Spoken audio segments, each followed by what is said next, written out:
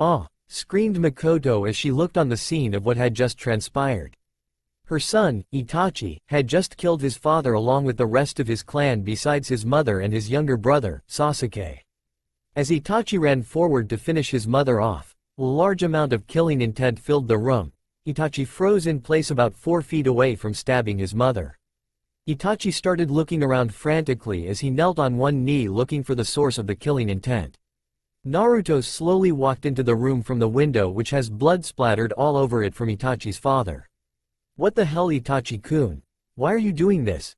asked a fuming Naruto, leaking killer intent in waves, adding a little of the Kyuubi's chakra to enhance the look and amount of killer intent.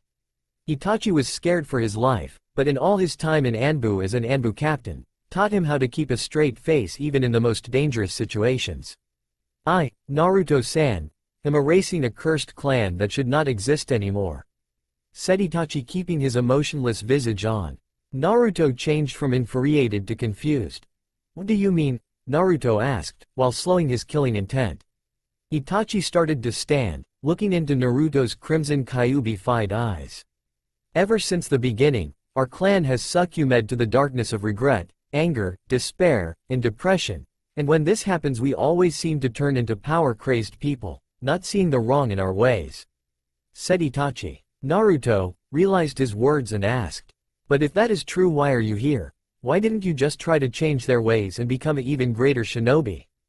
Itachi kept his still emotionless face, no emotion showing while saying, "Because Naruto, things never change if they want cooperate, now move so I can go on to Sasuke after my mother."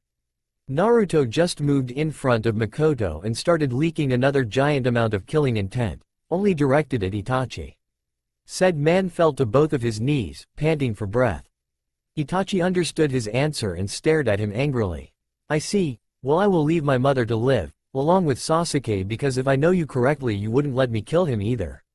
Naruto just answered in a monotone voice.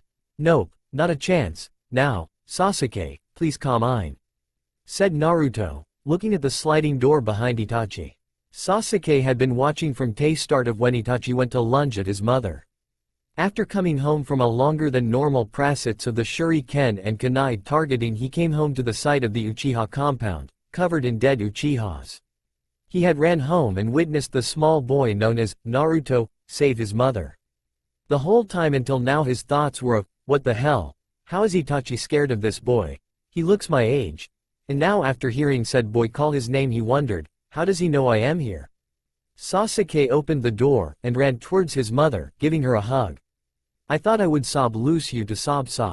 Makoto had been captivated by the blonde protecting her, until she registered the little child attached to her arm crying. She realized it was her other son, Sasuke. "Sasuke-kun," said Makoto, hugging her son back, newly shed tears running down her face. "Don't worry Sasuke-kun. I'll stay by your side. Stop crying please," said Makoto, hushing her son and rocking him back and forth, comforting him to the best of her ability. While the mother cradled her son, Naruto was looking at them with longing, sadness and a small hint of happiness. Naruto only wished had somebody that would befriend him or love him. "Well, I will be on my leave then, until next time, Naruto Uzumaki," said Itachi, before shining in a swirl of leaves. "Naruto Uzumaki, huh? I need to find out about this guy. If he could scare Itachi then he must be amazingly strong. I wonder if we could be friends even though the circumstances are pretty weird," thought Sasuke as he stopped sobbing. Naruto was just about to leave, to go back to his rundown apartment, probably already strewn with new graffiti telling him to die, to leave us alone already, and the one that always made him sad, "You have no family or friends here. Go in a hole and just die." When Sasuke's mom, Makoto, spoke up after seeing him almost depart and seeing his sad face. "Why did you come here, and where are you going?" she asked.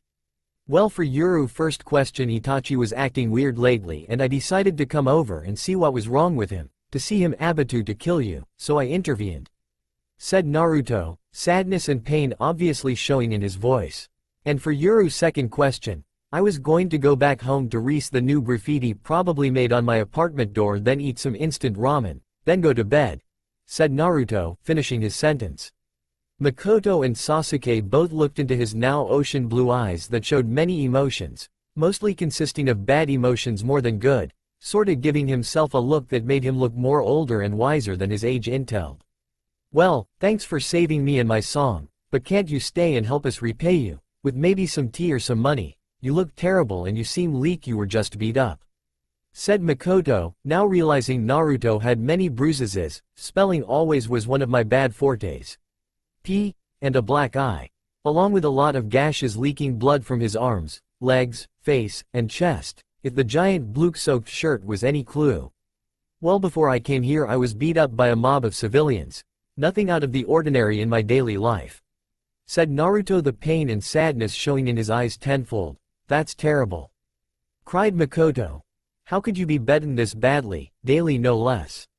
Naruto looked at her for a second before answering, it's fine. I know why. I've always healed back up anyway, even if I am beaten almost every day, and 10 times worse on my birthday. I know all too well on why they do this.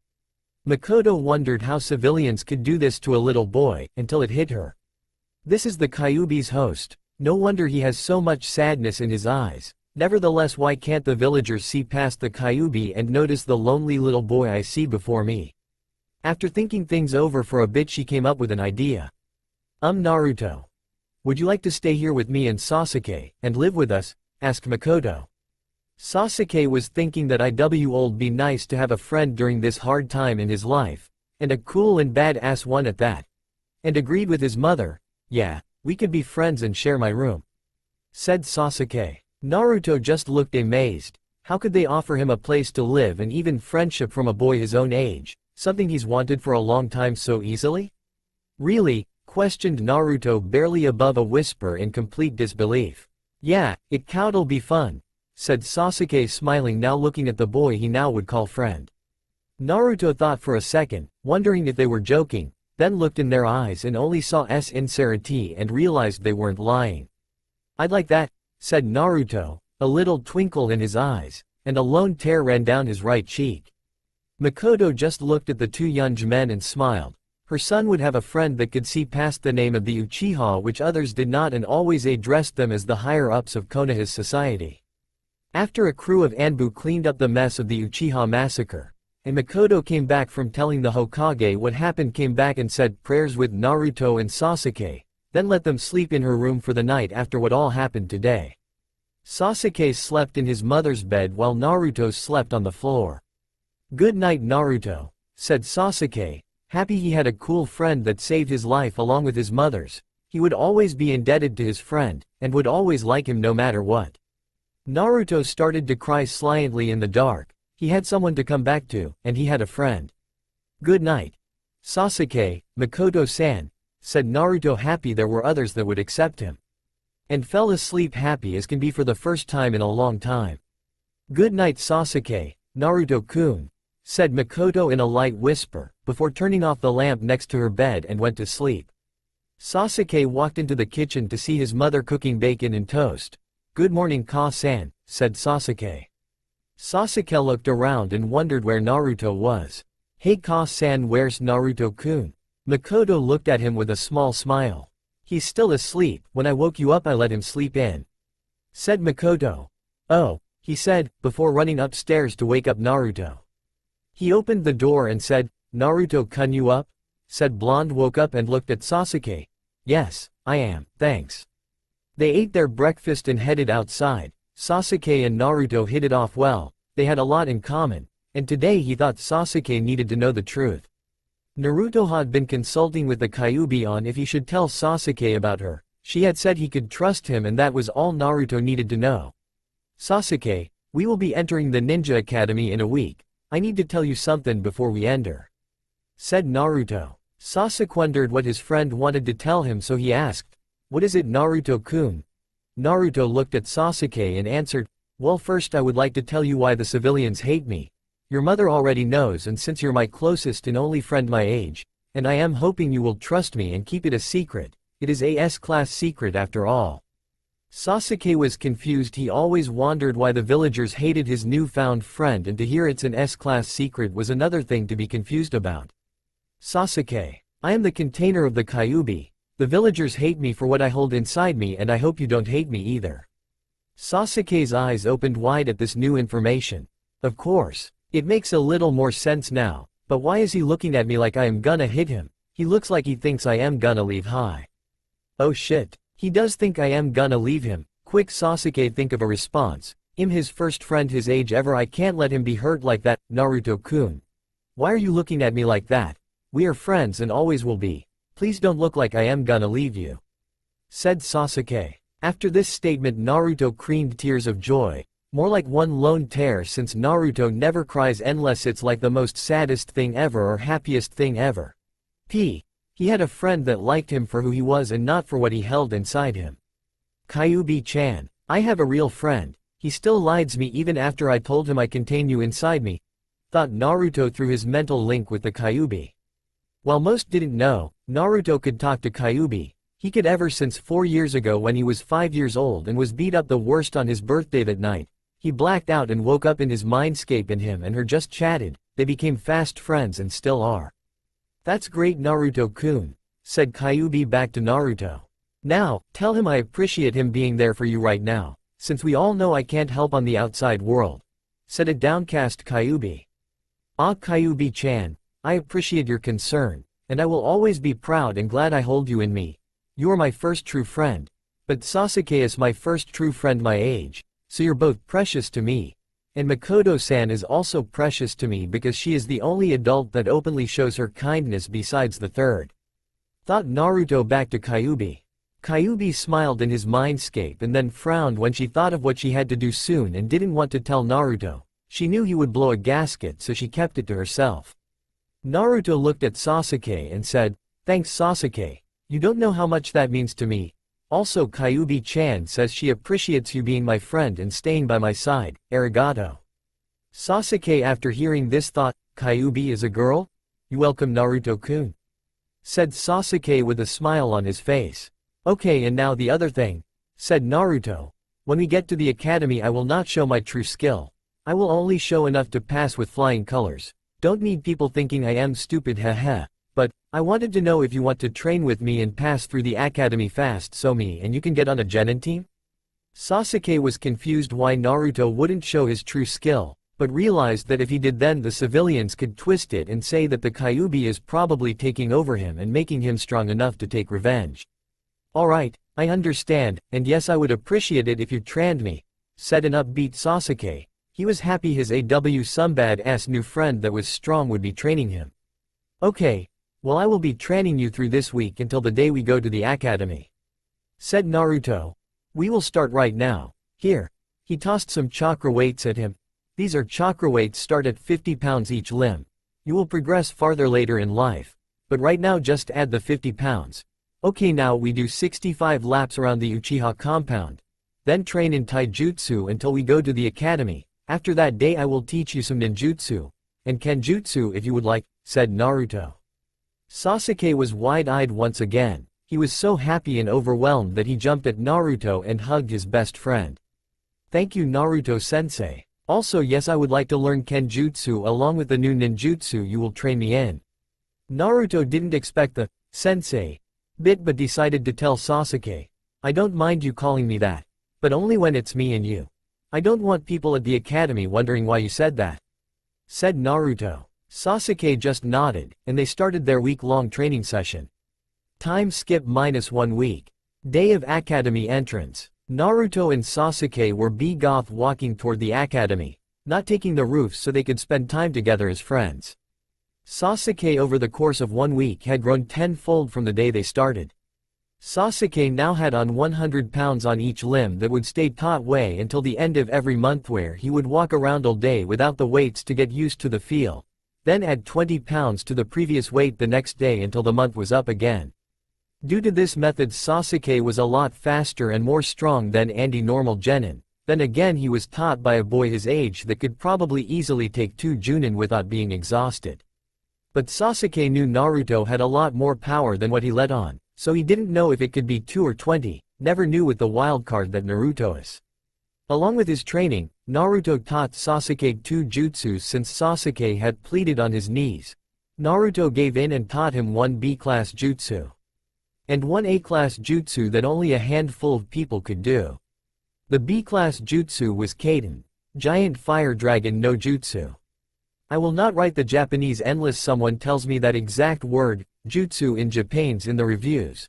I am really lazy and don't feel like opening another tab to look it up. Sasuke caught on quick and mastered the Kaiden jutsu on his 4th day of training. Naruto then taught Sasuke the Rasengan, but unlike Naruto, Sasuke couldn't master it in 1 week and was still on the 2nd phase out of 3 until it was complete. Sasuke also learned to master stealth and heighten his senses. Naruto taught him the 2nd part so he could tell if a girl was lusting after him, since fangirls were always a problem with Sasuke, and if he didn't like them and knew what they wanted he would hightail it out of there.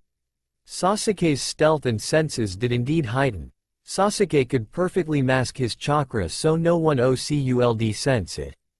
Besides Naruto, but no surprise there, his senses could all smell hormones and hear from far away, nowhere near Naruto's sleek and heightened senses. But he was better than an Inuzuka in Naruto's eyes, so that just goes to show how freaking good a teacher Naruto is. Sasuke's stealth was heightened by doing pranks with Naruto and running from Anbu and sneaking into the Anbu HQ to pull those pranks off. Sasuke's taijutsu also increased, to the point of mid-level Chunin. In fact, Naruto's taijutsu was unknown to Sasuke, but he knew that with Naruto you could always expect the very best. So Sasuke, you ready to go to the academy? Oh, and don't forget, hide most your abilities, because they wouldn't wonder how a genin could do Junin level stuff day 1st day of the academy. Just power down most your skills to about 1/10 when showing off. Said Naruto. I will, Naruto-sensei. Said Sasuke, happy as can be that his friend had taught him to be even stronger, and in only 1 week no less. That really showed how hard and powerful the training was. Naruto bonked Sasuke over the head once. People looked at Sasuke like he grew a 2nd head when he said, Naruto-sensei, and quickly told him, Sasuke, I thought I told you to only call me that when we are training? Sasuke just remembered his friend's words 1 week prior and rubbed the back of his head nervously. I'm sorry. Naruto responded with, I will let it slide this time, but we can still act as friends in the academy, so at least I don't have to feel lonely all over again. Finished Naruto with a deep look in his eyes that pretty much screamed sadness. Sasuke knew his friend was lonely most his life, and he vowed to always be there for Naruto. This time was no different. Cheer up, man, we're almost there. Then we can sit next to each other like friends are supposed to do, right Naruto?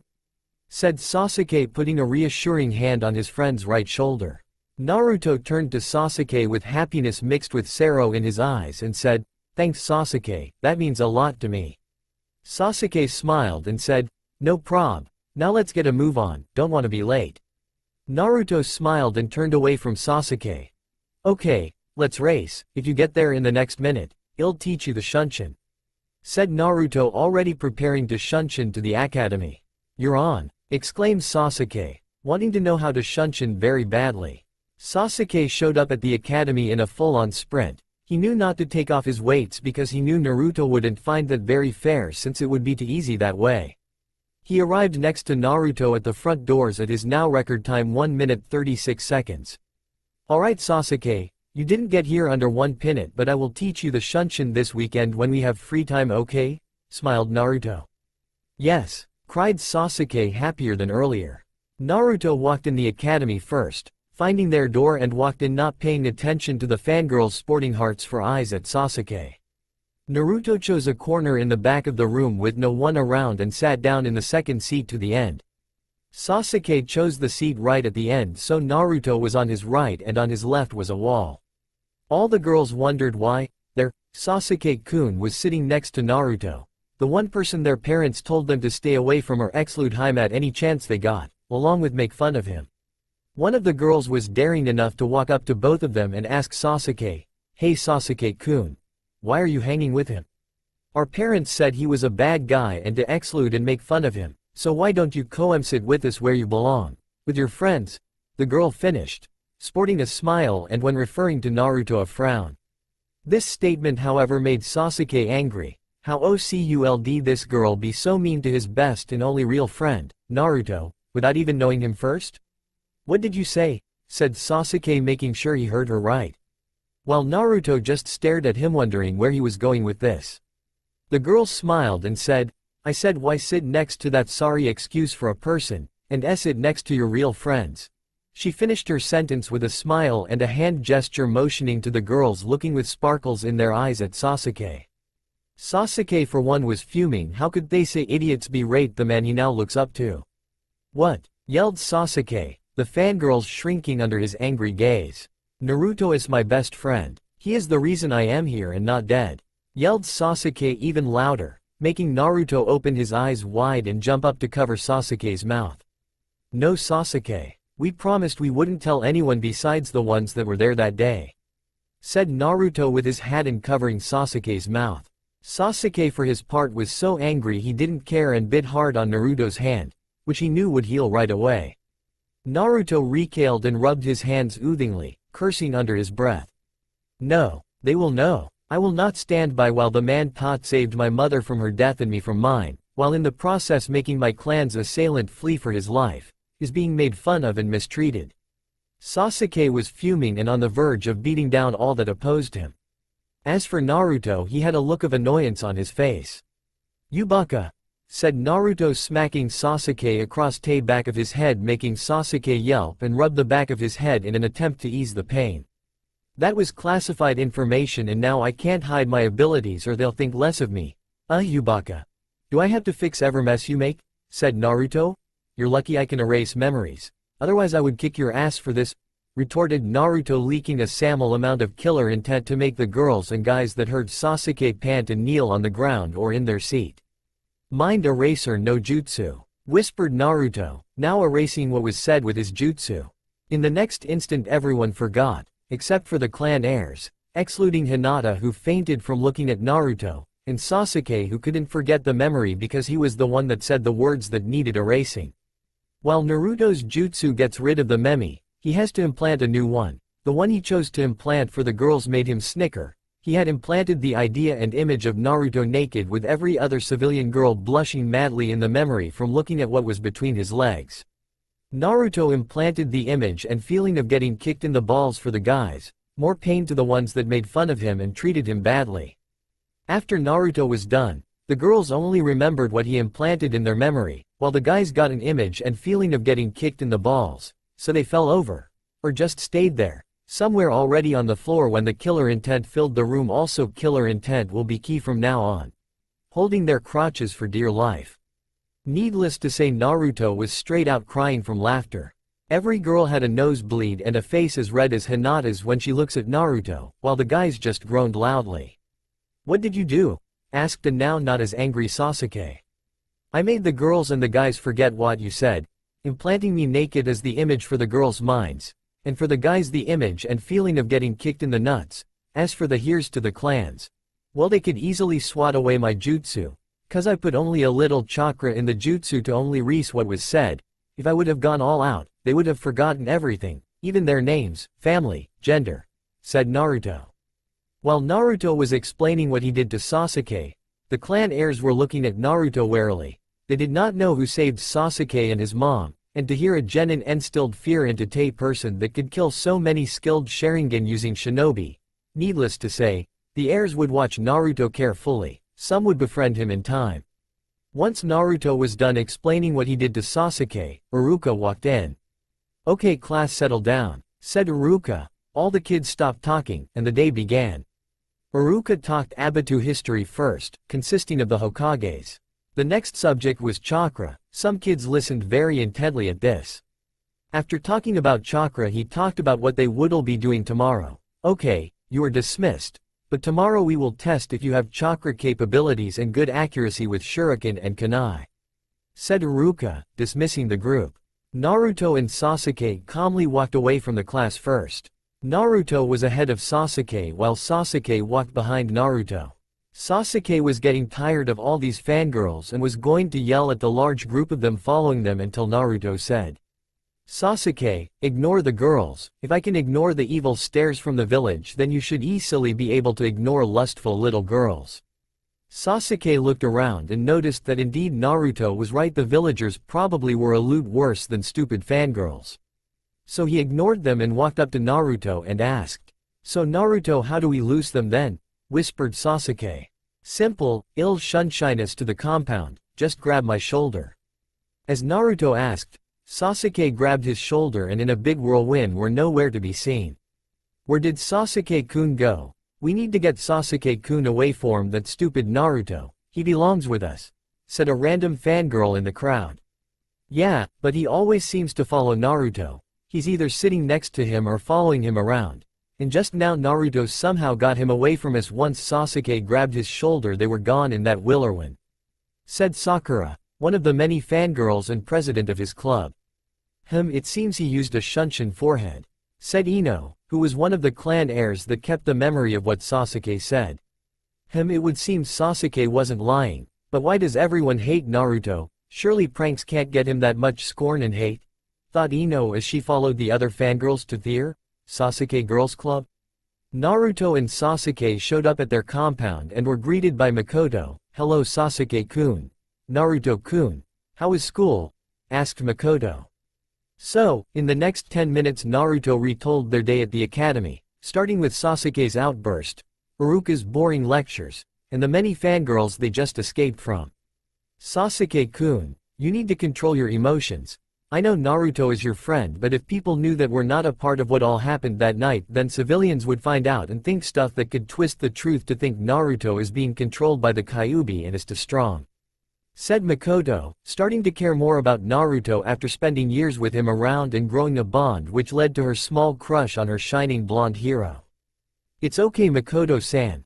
Sasuke was only sticking up for me, which I appreciate very much, but people can't know just yet. They all still hate me, and if this gets out they will come to the conclusion that Makoto-san just said Naruto. Makoto just had a sad look in her eyes. How can Naruto-kun take life like this? I wish there was something I could do to be of help to him, thought Makoto while she walked with her son and Naruto back into the compound. The rest of the day Naruto was training Sasuke, and was now telling him what his training schedule would consist of until the end of the academy. Okay Sasuke, here is your schedule. I will give you a quick rundown of the times and training activities, said Naruto. Okay, first off, from 6 AM to 7 AM we will be running 30 laps around the compound. Also before we start you will up your weights to 90 pounds each. Each week we will up the amount by 5 pounds, he explained. At 7 AM to 8:30 AM we will enhance your chakra control and heighten your chakra reserves, stated Naruto, while continuing his new schedule to Sasuke. From 8:30 AM to 1 PM we will be at the academy, where we will suppress our chakra to that of a genin, which will also help with heighten our chakra reserves and more chakra control while we do all the normal genin stuff. After the academy we will come home and do our homework. Note to self. Teach Sasuke the damn Kage Bunshin no Jutsu so his clone can do the homework so I can use that time to train him more, after which we will work on your Rasengan training until 3 PM. From 3 PM to 3:30 PM we will take a break to recharge our chakra back to normal. After the break, we move on to teaching you another Kaden Jutsu that only I and another know of. It is very powerful and can get you out of a bind if you are surrounded. The jutsu is called Blaze Heart no Jutsu. This jutsu will take the chakra you have built up for the attack and then it will discharge from all around your body using the oxygen in the air around you to blast the explosion away from you in a 360-degree manner, taking out a large amount of enemies, said Naruto, making Sasuke have a little gleam in his eyes after hearing the freaking awesome Kaden Jutsu, as Sasuke put it. This will last until 5 PM and from then until 7 PM I will unlock your Sharingan, by putting you into a life or death situation where you will have to unlock it to even see me coming. This will go on until you unlock it and then this time will be preoccupied by watching me do some jutsu with your Sharingan, but only the ones you are having a lot of trouble with. We don't want you to just copy my jutsus and not get a feel for them on your own. At the mention of awakening his Sharingan Sasuke was jumping with joy. Settle down, geez. Okay. Now finally from 7 PM to 8 PM we will practice better stealth and camouflage genjutsu and hiding your presence to help with hiding from your enemies, and those pesky fangirls, said Naruto, getting a large agreement from Sasuke shaking his head with enthusiasm. Naruto then went inside to eat dinner with Sasuke and his mom. They had some sesame chicken, white rice, ramen noodles, due to Naruto's craving for it, and some tea. At the moment they were all sitting at their small table talking about Sasuke's training. So Naruto, let me get this straight. You are gonna have him train in chakra control, and by the end of the academy he will have high Junin chakra reserves and control. He will be faster than the naked eye but not faster than the Sharingan can track. He will be a master in stealth and genjutsu camouflage. And he will know many Kaiden jutsus, along with the fourth Rasengan technique? Asked Makoto. After receiving a nod from Naruto and a start-eyed Sasuke, she replied, "Wow, Naruto-kun. I never knew you were such a good teacher. If you taught all the students in your class, you would be able to make them Junin in a fraction of the time it would normally take them to get there. Some probably will only make it to Chunin," said Makoto, a little astonished at Naruto's capabilities to teach people, and at such a young age no less. "If Naruto-sensei can do that, then he must be majorly strong," said Sasuke while thinking he'd never seen his best friend fight at his best, all out. He hoped someday he would get just even a glimpse at his best friend's power. "Sasuke, what have I told you about calling me that when we are not training?" said Naruto. "Sorry Naruto, got caught up in the moment of knowing you are the one teaching me this," said Sasuke, a little sheepish after forgetting. "It's okay Sasuke, I'll let it slide, and once we are done with the academy completely and anyone asks how you are strong or who taught you, then you can tell them the truth," stated Naruto. "Alright Sasuke, let's get to your room and get to bed. Arigato Makoto-san, for the meal," said Naruto while he and Sasuke got to bed. "That boy is so interesting, I wish I could get to know him more. He seems to brighten everyone's day that can see past the Kyuubi when he is around, even mine," thought Makoto while taking the boy's lead and going to bed herself.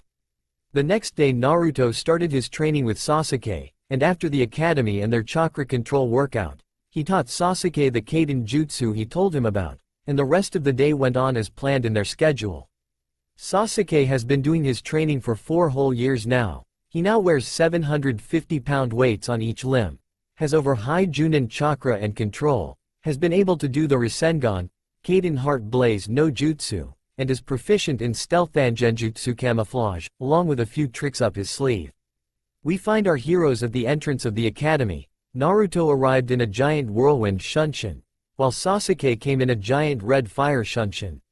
Sasuke and Naruto are top of the class, even with them holding back more than 90% of Sasuke's power, and Naruto is holding back an unknown amount. But Sasuke wished to see Naruto's full potential someday. Naruto and Sasuke took the test to be genin at the academy and both got 100% on their scores.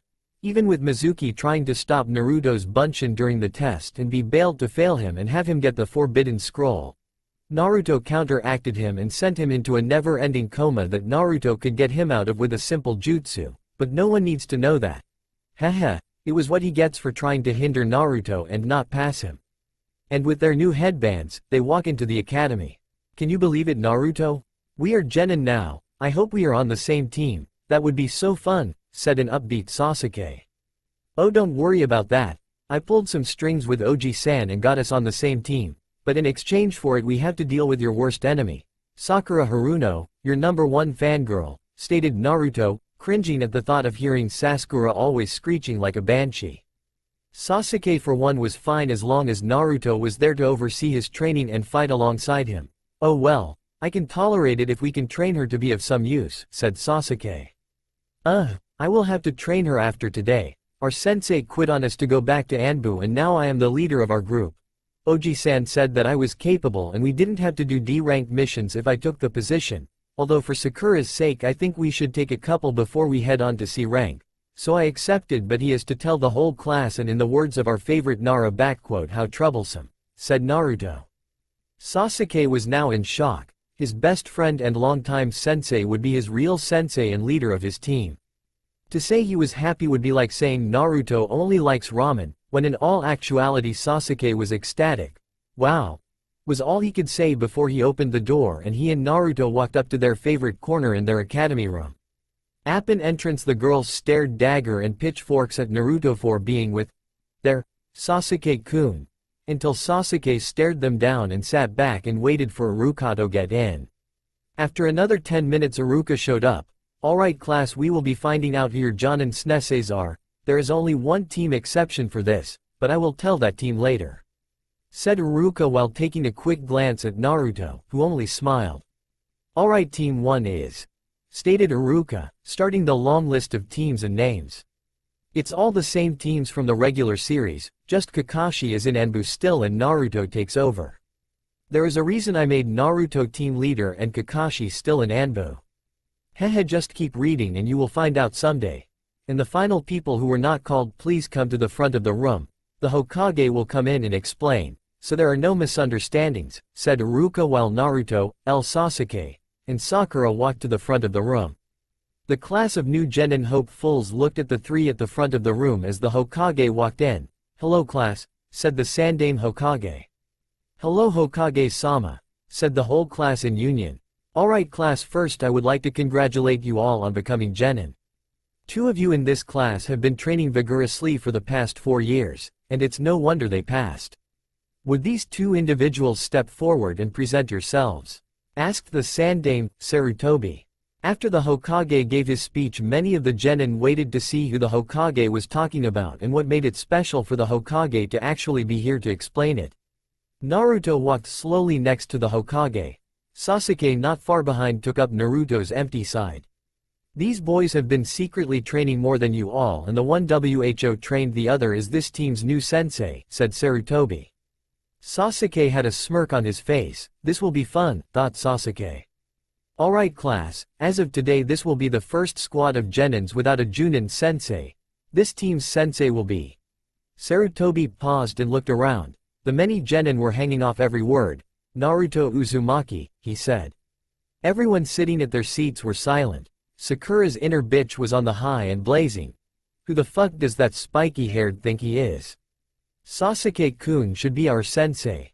After hearing her inner bitch, she had to agree, so she spoke up. Excuse me Hokage-sama, isn't Sasuke-kun better suited for this task? He is far superior than Naruto Baka, stated Sakura, getting louder when she mentioned Naruto. Sasuke looked angry but didn't say anything. He would let the Hokage deal with it. Oh really Sakura, would you like to know who taught Yuru Sasuke-kun? Because that man would be Naruto. He has been teaching Sasuke for 4 years. Naruto has never shown his true power, even to me. But he taught Sasuke, and Sasuke is easily mid-Junin to high Junin level. And Naruto is way stronger than that. That is all I know. That's why Naruto will be your sensei, since he can handle himself and be able to protect the team like a real leaf ninja.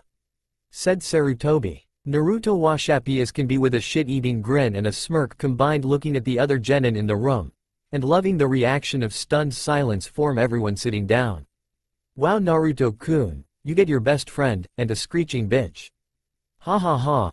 Life just loves to mess with you, even if you had to agree to it. Naruto for a moment wondered who that was, until it clicked. What the fuck Kyuubi-chan? Why haven't you talked to me in forever?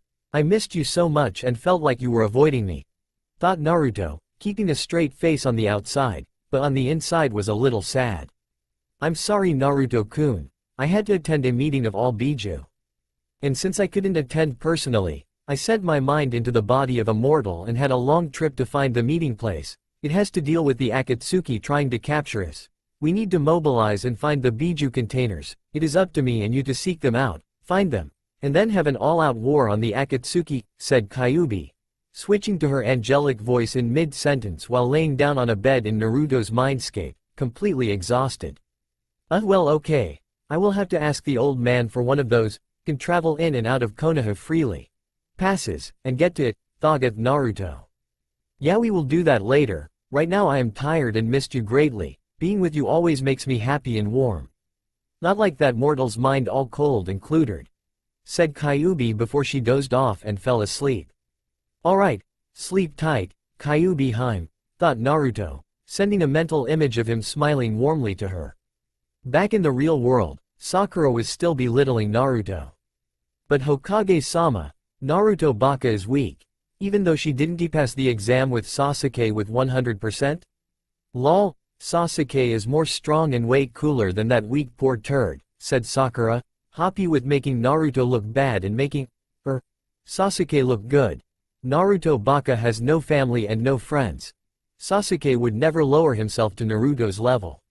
Said Sakura. Cha, said Sakura's inner bitch. This statement didn't go unnoticed by Sasuke or the Hokage. They both turned to Naruto then back to Sakura. Oh shit, said Sasuke. While the Hokage's rebuttal was, Sakura, why did you have to say that? A clear expression of worry on his face. Sakura didn't know what they meant, but if the Hokage was worried then you better be too. Sakura, said Naruto, with anger and hate in his voice.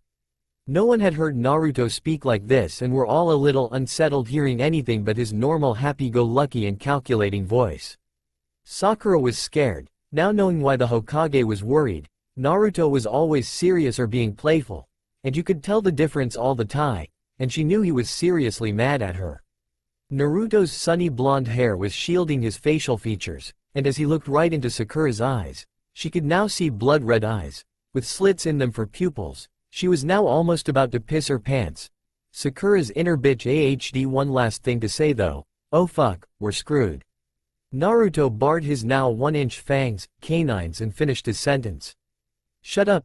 Naruto then, to add to scaring the shit out of Sakura, released his suppression of his chakra to around 20% release and sent a shitload of chakra and killing intent ki all over the room. Every genin was sweating bullets and couldn't breathe or talk, along with the others sweating bullets, scared for their life. Sasuke was sprawled out on the floor panting, still able to breathe but barely. And Sarutobi was on one knee, breaths just starting to become labored. Huff huff. Naruto, please, stop huff, said Sarutobi, saying the question everyone wanted to say. Naruto ceased his ki, suppressed his chakra again, and let Kyuubi's power fade away, returning back to his blue-eyed, sunny blonde self. Sorry Oji-san, that bitch was annoying the fuck otu of me, stated Naruto, still a hint of anger in his voice. Everyone watching was thinking almost the same thing. Many of the thoughts were along the lines of, what the fuck happened to Naruto? And, he even made the Hokage sweat beads and kneel, and the Hokage is supposed to be the strongest of the village, and the most thought one was, how the fuck did he get so strong? Sasuke was actually happy, even thought at the moment the aura in the air pretty much screamed, I am angry, don't fuck with me or you will die. The reason he was happy though was he finally got a small glimpse at Naruto's power, and he knew Naruto had more. Just the thought of all that power and more made Sasuke wonder, who would be able to make Naruto go all out. After Sarutobi's lapse of labored breathing he thought, I'm getting too fucking old for this shit. After his thought he said, alright class, now that that is over, I would like you to wait here for Yuru-sensei. Naruto, please take your team and get to know each other better, said Sarutobi, giving a smile toward Naruto, who then ruined the smile with his foxy smile. Okay Oji-san, I already know Sasuke well and his fighting abilities, but I will have to get to know Sakura, and try to get her at least a little close to Sasuke's level, alright? Team, move out, said Naruto, shining in his big whirlwind Shunshin. Sasuke followed suit and left via his fire-type Shunshin. Sakura walked out of the room mumbling something that sounded along the lines like, show-offs. Sakura could only think of one place she knew Naruto goes, and prayed he was there. Sakura thought, if that Naruto baka isn't there I will castrate him. Or bonk him over the head. Don't want a repeat of what just happened. Sakura's inner bitch put in her 2 cents worth as well, cha. If he isn't there, then we also shove a pole up his baka ass. Sakura shuddered a little. Sometimes her inner bitch was too sadistic, even if it was her locked up emotions. Naruto had shunshined to Ichiraku's ramen and was sitting next to Sasuke. He was on his 9th bowl when Sakura lifted up the flap and sighed a breath of relief. Good, he's here, thought Sakura, who sat down next to Sasuke on his left. She looked toward Naruto and was gonna ask something when she saw him grab his 10th bowl of ramen and sweat dropped. Jesus Christ. That baka can eat. He has a bottomless pit for a stomach, thought Sakura. Sasuke was a little peeved. He didn't like Sakura, and his hate for her grew when she said her comment on Naruto at the academy, but then again, Naruto showed his power to him for only an instant and underpowered, but that was fine, and it was due to Sakura. So he guessed he could forgive her, but just this once. Sigh, that was some good ramen, said Naruto. Alright Sakura, since you're the new member of me and Sasuke's group, we will have to go over formalities. So tell us your likes, dislikes, and goals, though we will share ours, he said. Sakura complied and started to say, alright. Well, I like shopping, being the Sasuke Fangirl Club's president, and I like Sasuke-kun, said Sakura. with stars in her eyes while taking quick glances at Sasuke, much to said Mont's ire. I dislike Ino Pig, Naruto Baka, and getting rejected by Sasuke-kun when I ask him out. Pouted Sakura, not liking that last one since he always rejected her no matter what. Sasuke was now a little more angry since it was true. This girl never gave up on asking him out. And my goal in life is to marry a special someone and help him revive his clan, finished Sakura while blushing madly, making Sasuke want to gag and yell at her in the face saying that would never happen, but he was not gonna break, not now. So, our new addition is a fan-crazed worthless sack of knowledge, said Naruto, a hint of annoyance to his voice. Sakura just pouted, crossed her arms and puffed her cheeks, looking very childish, HMPH. She mumbled, "Alright Sasuke, you're next, I already know, but Sakura needs to also know, since she will be our teammate until we're chunin," said Naruto. Ow, fine, well my likes are my mom, Naruto, and playing pranks with Naruto to improve our stealth and camouflage skills, said Sasuke, having a small smirk cross his face from remembering the time he and Naruto outran and hid from over 40 Anbus for taking all their weapons and clothes, which they returned, but not before turning the clothes pink and the weapon hilts purple, which caused them to have to wear that same attire for over 3 weeks, which got a huge laugh out of the village. They returned them by Naruto making a clone and having it turn into a giant bird to drop off all the stuff at the Anbu HQ. Sakura had whipped out a notepad and pen and was writing everything Sasuke said down so she could tell the Sasuke Fangirls Club later. My dislikes include fangirls always chasing me and never leaving me alone, girls who don't train hard and only worry about their looks, and also I dislike the villagers that scowl and hate on Naruto. While they seem to put me on a pedestal and give me things they think I would want, including daughters, money, food. Even some men have given their wives to me so they can look good in my eyes, which they don't, said Sasuke, a little angry at the end. And finally my goal is to revive my clan with a woman I truly love, and help Naruto out in life, he said, smiling at Naruto, who returned the smile because his friend was just that, a true friend. Sakura looked a little miffed, but pushed that aside and put her notepad away for later on. Naruto was up next. Okay, I guess it's my turn, said Naruto. Well, my likes include pranks with Sasuke, ramen, and enhancing my abilities, he said. Sasuke smiled, but Sakura was mad that Naruto got to be with Sasuke more than most people, including her. My dislikes are the 3 minutes it takes to prepare instant ramen my ass, whispered Naruto at the end. Continuing his speech, more of my dislikes are people who judge others before they get to know them, and Sakura, said Naruto, making Sakura cringe at remember what he did earlier. And also she had to remember to get a change of panties. Her front was wet, and not the good kind most men like. And my goal includes releasing a dear friend that I love from her prison of a life, once and for all, Alan with help the others like me, and lastly protect my precious people. He finished saying, "Oh Naruto-kun, were you talking about me?" asked Kyuubi.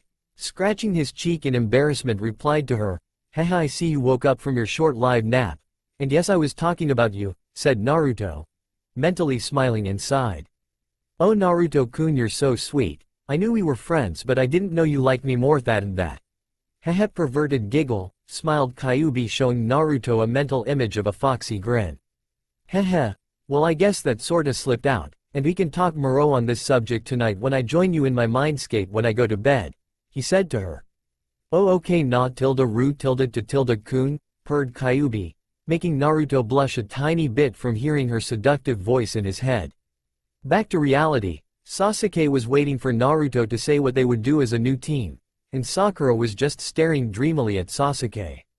"Oops, sorry guys, spaced out there. Okay, so as a new team I would have to assess your abilities, but since I know Sasuke's, and I have seen all yours Sakura, tomorrow I will have a schedule for you to do every morning before we do our D-ranked missions. Meet me at 6 AM, said Naruto.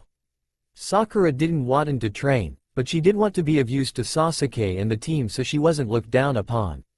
So Sakura complied, said her goodbyes, and left, but not before taking one last glance at Sasuke. HMPH, that girl seriously is the ban in my existence, said Sasuke, a big scowl on his face. Don't worry Sasuke, I will try to at least get her up to Chunin level, have her graduate, be promoted to Chunin. Then her life will go on from there. I will not make her as strong as you. If I did, then she would use that power to look down on others and use her power to sway people to her bidding, like the crazy-ass fangirl she is," said Naruto. "Now, Sasuke, let's go home. You need a new training schedule, jutsus to practice, and added weight on your weights," he said, smiling a huge sly foxy grin. Sasuke smiled, but on the inside he was scared. "Ah crap, how much harder could training get?" thought Sasuke. Naruto and Sasuke Shunshin ed to the Uchiha compound after paying for their meals and saying their goodbyes. Sasuke walked into their house and said, "Hello Ka-san. Guess what?" he said excitedly, waiting to tell his mom what happened today. Makoto was happy to see her son, and couldn't wait to hear what team he and Naruto were on. "What honey? And hello Naruto-kun, hope you had a nice day," said Makoto with a smile. Naruto smiled and waved in a happy manner. "Well, guess who's my teammates, and then guess who's my sensei," said Sasuke overfilled with joy. Is Naruto-kun on your team?" asked Makoto, hoping her son would be in good hands. Somewhat," said Sasuke with a sly smirk and in a thinking pose. While this exchange was going on, Naruto wanted to see Makoto's reaction. He worried she would say they should have a read Junin sensei. "What do you mean somewhat, Sasuke-kun? I don't understand," said Makoto, clear confusion written all over her figure. Sasuke just smirked at what he was going to say. Heh. Wonder how she'll react to me telling her Naruto is my sensei along with Sakura as my teammate on the team, Sasuke thought. "Oh. Well, Naruto sensei is my team's sensei, and my teammate is Sakura Haruno," Sasuke said with a knowing smirk. Makoto was a little astonished that a genin could shoot up and be a sensei for a two-man genin cell, and right out of the academy too, but then again, she was talking about the man that saved her and her son, and trainer her son who by now is at high Junin level. She finally got her mind straight and back to reality to say, "That's great Sasuke-kun. I can't believe Naruto-kun is a sensei, and yours no less," she said with a happy smile. Naruto lay a breath out he didn't know he was holding and smiled that she was happy and trusted her son in his hands. Maybe I should tell Sarutobi on what I have to do that involves me leaving the village and gathering the other Jinchuriki that Kyuubi-chan talked about. Why was I volunteered for this task again? UGHA, god damn it, well what's done is done," thought Naruto. Naruto was now looking at the scene of Makoto hugging her Sochi, son, happy as can be. Naruto let out an exaggerated caw to get their attention. Caw. "Well, not to interrupt, but I do have to tell Sasuke his new schedule that he will be doing tomorrow morning, and as his sensei I need him fully rested and bathed before we start tomorrow," said Naruto. His teacher sighed Kci King An. Makoto just smiled and nodded, released Sasuke, and gave him a push toward Naruto. "You can go take a bath, then go to Yuru room to discuss your new schedule and then get some sleep," she said sweetly. Sasuke just nodded and went upstairs to take a bath. After Sasuke bath, and getting his PJs on, Naruto and Sasuke walked into his room. Naruto was laying in his little doggy cap and PJs, in a cot Makoto got for him while Sasuke slept on his bed. Naruto was looking up into the darkness of HTE room and said, "Okay Sasuke, you will up your weights to 1,000 pounds on each limb. I will teach you 3 new jutsu that are 2 offensive, and 1 defensive, and we will improve your taijutsu and stealth. Tomorrow morning is when we start," he finished. "Hi, Naruto-sensei, good night," said Sasuke while yawning. "Good night Sasuke, good luck tomorrow," Naruto said tiredly. Naruto had drifted off to sleep and was slowly pulled to his mindscape. Naruto opened his eyes and was looking at a cloudless blue sky. He was laying down in a flower bed of multiple different colored flowers, varying from the brightest reds and green to the darkest blue and purples. He sat up and looked around. He was in a big field surrounded by a vast forest of trees. Each one had a piece of paper on it that said, "Seal." When he turned around, there was a king-sized bed with darkish orange drapes, resting on the vast amount of flowers. Naruto walked up to the bed and pulled back one of the orangish red drapes and saw a small fox with 9 tails swishing in the air unconsciously. This was the Kyuubi and she was fast asleep. Naruto leaned over the bed and scratched behind her ear. Kyuubi let out a small grumbling purr and opened her eyes. "Hey Kyuubi-chan, you ready to talk tonight?" said Naruto. A smile on his face that warmed Kyuubi's heart. She was the most feared demon in all of existence and the strongest demon at that. But when around this young man she would blush, stutter, occasionally, and even have fantasies of him on her doing things. He made her feel wanted and happy. Yes, Naruto-kun, I am ready to talk, said Kyuubi while blushing. She looked up into his dark ocean blue eyes, lost in the vast sea of unknown that were branded as Naruto's eyes. She had never had a family of her own. She had never loved anyone in all the millennia she has been alive. But Naruto was the first. He captured her heart and she wanted to capture his too and have a family with him. She also loved how he could be so caring and compassionate to others that he trusted and cared for, and when addressing someone he didn't like his mood would do a 180 and turn to that of fury and anger. It turned her on like no other. Kyuubi-chan? Kyuubi-chan? You there? Hello? Questioned Naruto, waving his hand in front of her face. Kyuubi started to blush, realizing she wasn't paying attention.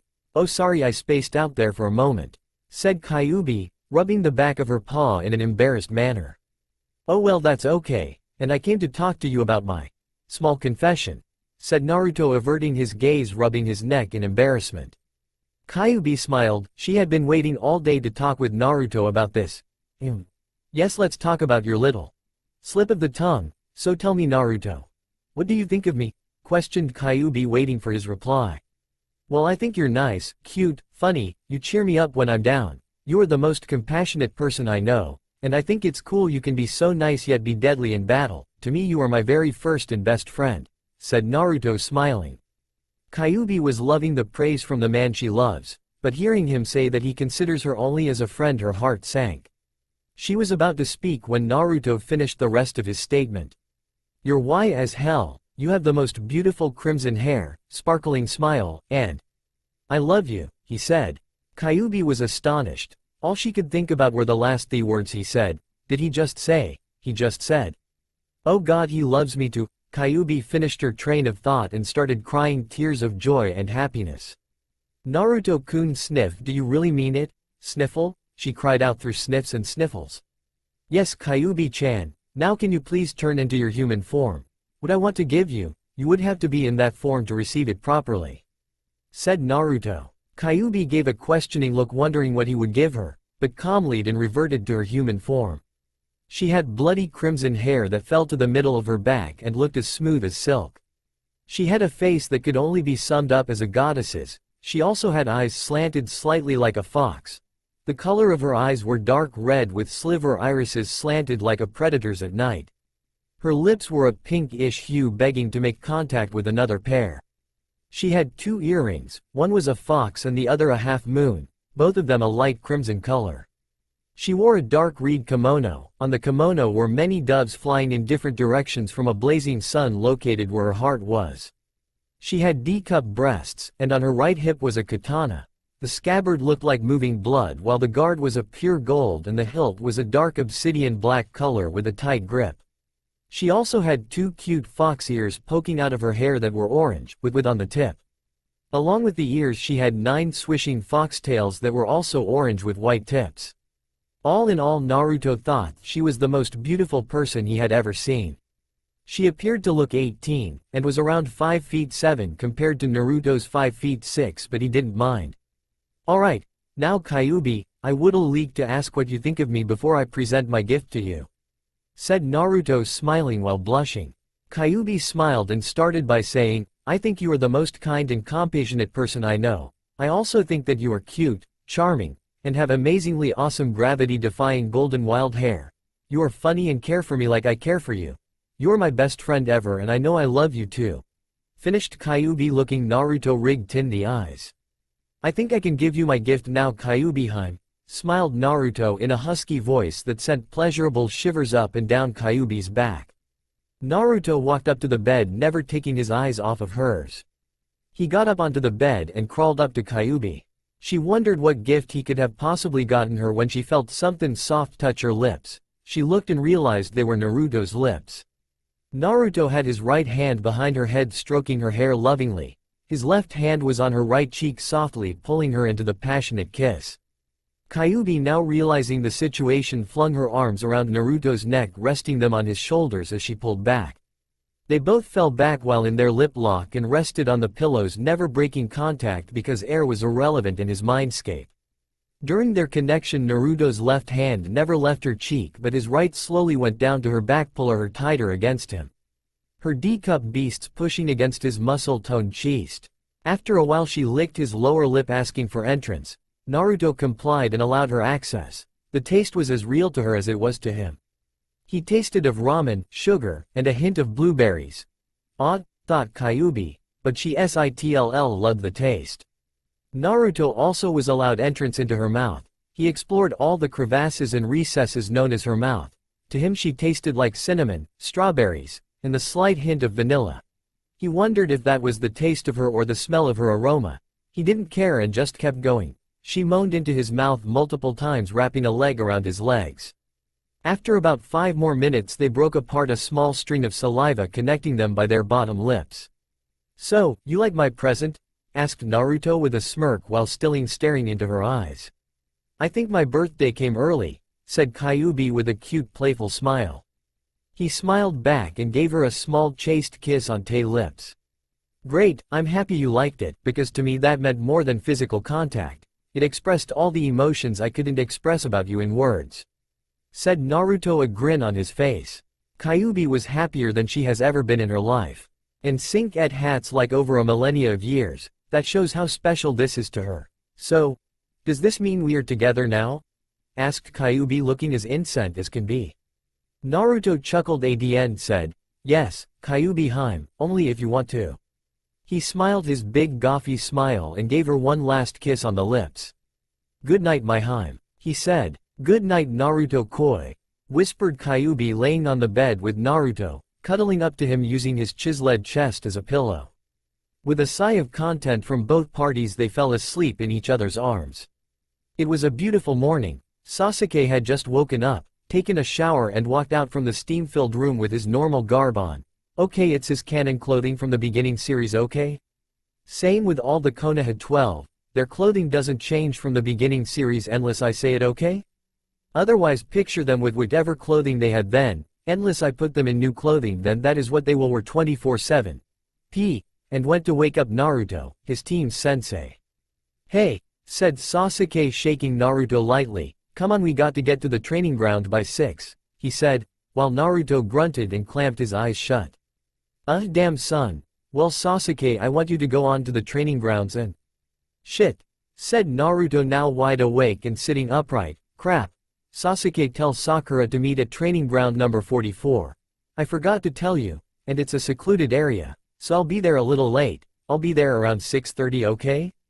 Because I have something to do, so get a move on, man," said Naruto, already out of his futon and heading for the shower, grabbing a storage scroll from under his futon. Sasuke didn't know what the scroll was needed for in there, but shrugged it off. He had to hurry and find Sakura and take her to the training grounds Naruto had said they would train at.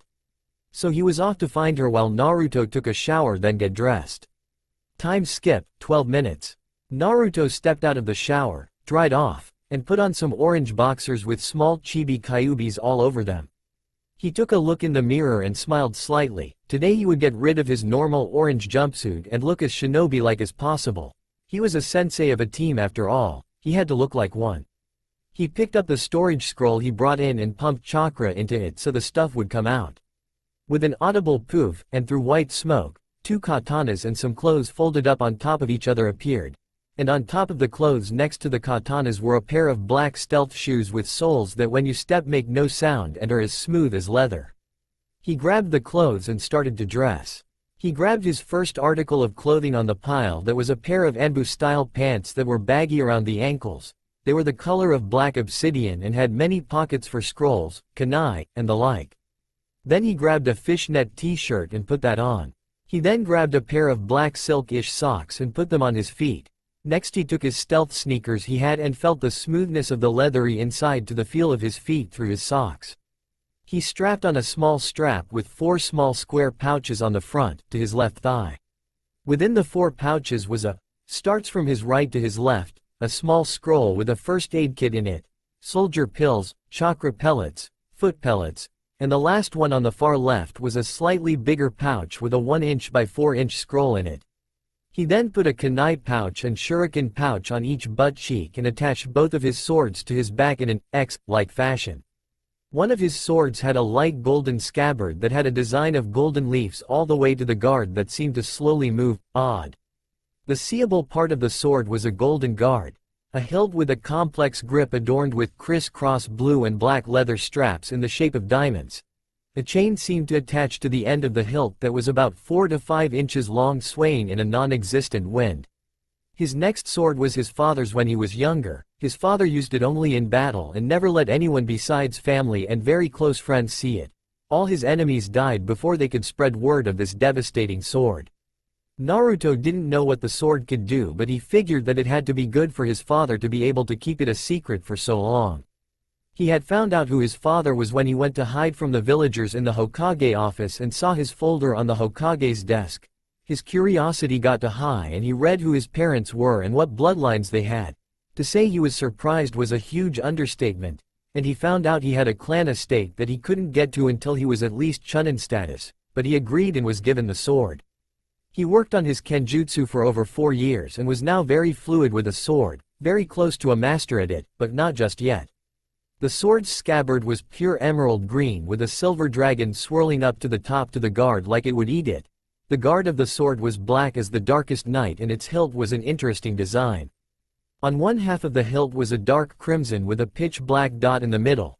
The other half was a pitch black color and had a dark crimson dot on it. He looked himself over and smiled while grabbing the net piece of clothing. He had grabbed his plain black muscle t-shirt with A verses for where you put your neck through, showing off some skin through his fishnet t-shirt. The shirt would tighten around his body like spandex and you could see his chiseled chest and abs. He grabbed a black right-handed fingerless glove and put it on. Where his knuckles were, there were 1/4 inch metal chakra spikes that could have chakra put into them to make them more deadly when punching. After he put on the glove, he grabbed a leather wristband that seemed to rotate around his wrist slowly, giving off the faint hint of electric chakra.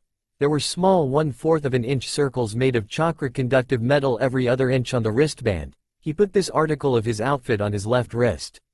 He took his hot I-8 and wrapped it around his neck. It hung loosely around his neck but was tied tight so it would not fall off. He was nearly fully dressed in his new clothing, so he giddily grabbed an assassination knife armband that if channeled chakra to a seal on the underbelly of the knife sheath it would shoot out. This assassination knife was strapped around his left arm, bicep by 3 leather straps. He then smiled at the last couple things left. One was a trench coat like his father wore, but on the back was a fox with 9 tails that when worn looked like they were swaying back and forth when moving. The trench coat had black flames along the bottom, while up toward the top where the collar was a big black cloud with lightning bolts striking down to around 6 inches above the kyubi. His collar was longer in the back where his hair lay on, with his wild golden blonde hair going to about 2 inches below his shoulders as his hair spiked out in every direction and 2 bangs draped near his eyes and down to his cheekbones. He put on his trench coat and picked up the last thing to add to himself, which in all actuality was not a piece of clothing, but like his swords, was a valuable tool in combat. He picked up a piece of paper he designed after learning his father's techniques of Rasengan and the Hiraishin. He made a seal from the Hiraishin that allowed him to put it on his hand and whenever he wanted could transfer a copy of the seal from his hand to be able to teleport to that sport whenever he wanted. He put the piece of paper face up so he could see the complex design, and took his left hand and put his left palm on the seal. He pumped some chakra to the seal and the seal glowed blue then went dull. The light faded and Naruto lifted up his hand to look at his palm. He got a smirk on his face when he realized it worked. Naruto then burnt the paper so no one else could copy his work since the only copy was the ones he could make with his hand. Naruto looked himself over in the mirror that now only had remnants of the fog on the mirror so he could see himself. He looked over everything one more time and walked out of the bathroom. He had been in there for over 20 minutes, and it was now 6:14. He walked down the hall and down the stairs to get a quick bite to eat. When he reached the bottom he turned to his right where the kitchen was and knew Makoto was in there cleaning dishes from hearing the sink running and the clank of dishes being put away. He went in to get his quick bite to eat then leave so he walked into the living room and to the door to the kitchen. He stepped through the door to see Makoto right across from him washing the dishes in the sink. To her right was a stove. To her left was many cupboards with the utensils for everyday kitchen stuff Naruto didn't care to name due to not knowing half of what they were called or did. In the middle of the room was the island counter with tile on top, the color yellow and light blue every other square. To his left near the door were more cupboards and a microwave. To Naruto's right was a counter with the same patterned tile as the island counter. Above counter were pots and pans hanging from metal racks to be used for cooking. There was a vase in front of Makoto with a purple tulip in it, being sprayed with light from the sun through the window. Outside the window was a very nice garden with bushes lining the outer rim, and fruits and vegetables in the middle of it all, growing at a nice even pace. The windows had sky blue drapes to be closed so later at night when they eat people could not just walk by and look in. Even though the Uchiha compound was deserted, it never said that people never came in and tried to steal from the houses, because people always loved to eat as a family and with friends. Naruto got over looking around and spoke up, "Makoto-san, can you quickly make me something to eat on the way to the team meeting? I'm already late for meeting them as it is," said Naruto. Makoto didn't turn around but responded, "I'll bring you a bento box and a quick snack at the door. You're running late so I'll be there in a sec." And she went to work without looking at him. Naruto smiled and said, "Okay thanks," and walked back out into the door in front of the stairs he came down from. Naruto was waiting there for only 2 minutes before Makoto came out of the kitchen looking over everything in the bento box, making sure it was all there, and said, "Okay. I made you some sushi, white rice, rice balls, and some dessert for later when you have lunch. Here's your SNA," Makoto said, before looking up to hand him his food and stopped mid-sentence. She had just seen Naruto's new look and wild mane of hair and thought, damn. Without that orange jumpsuit and with a new pair of clothes he looks even hotter, thought Makoto before blushing and shaking her head of naughty thoughts. No, I can't think of Naruto-kun like that in front of him. But mental UAL moan, he looks so hot. And he has grown in the time he has been here, and I think I like him?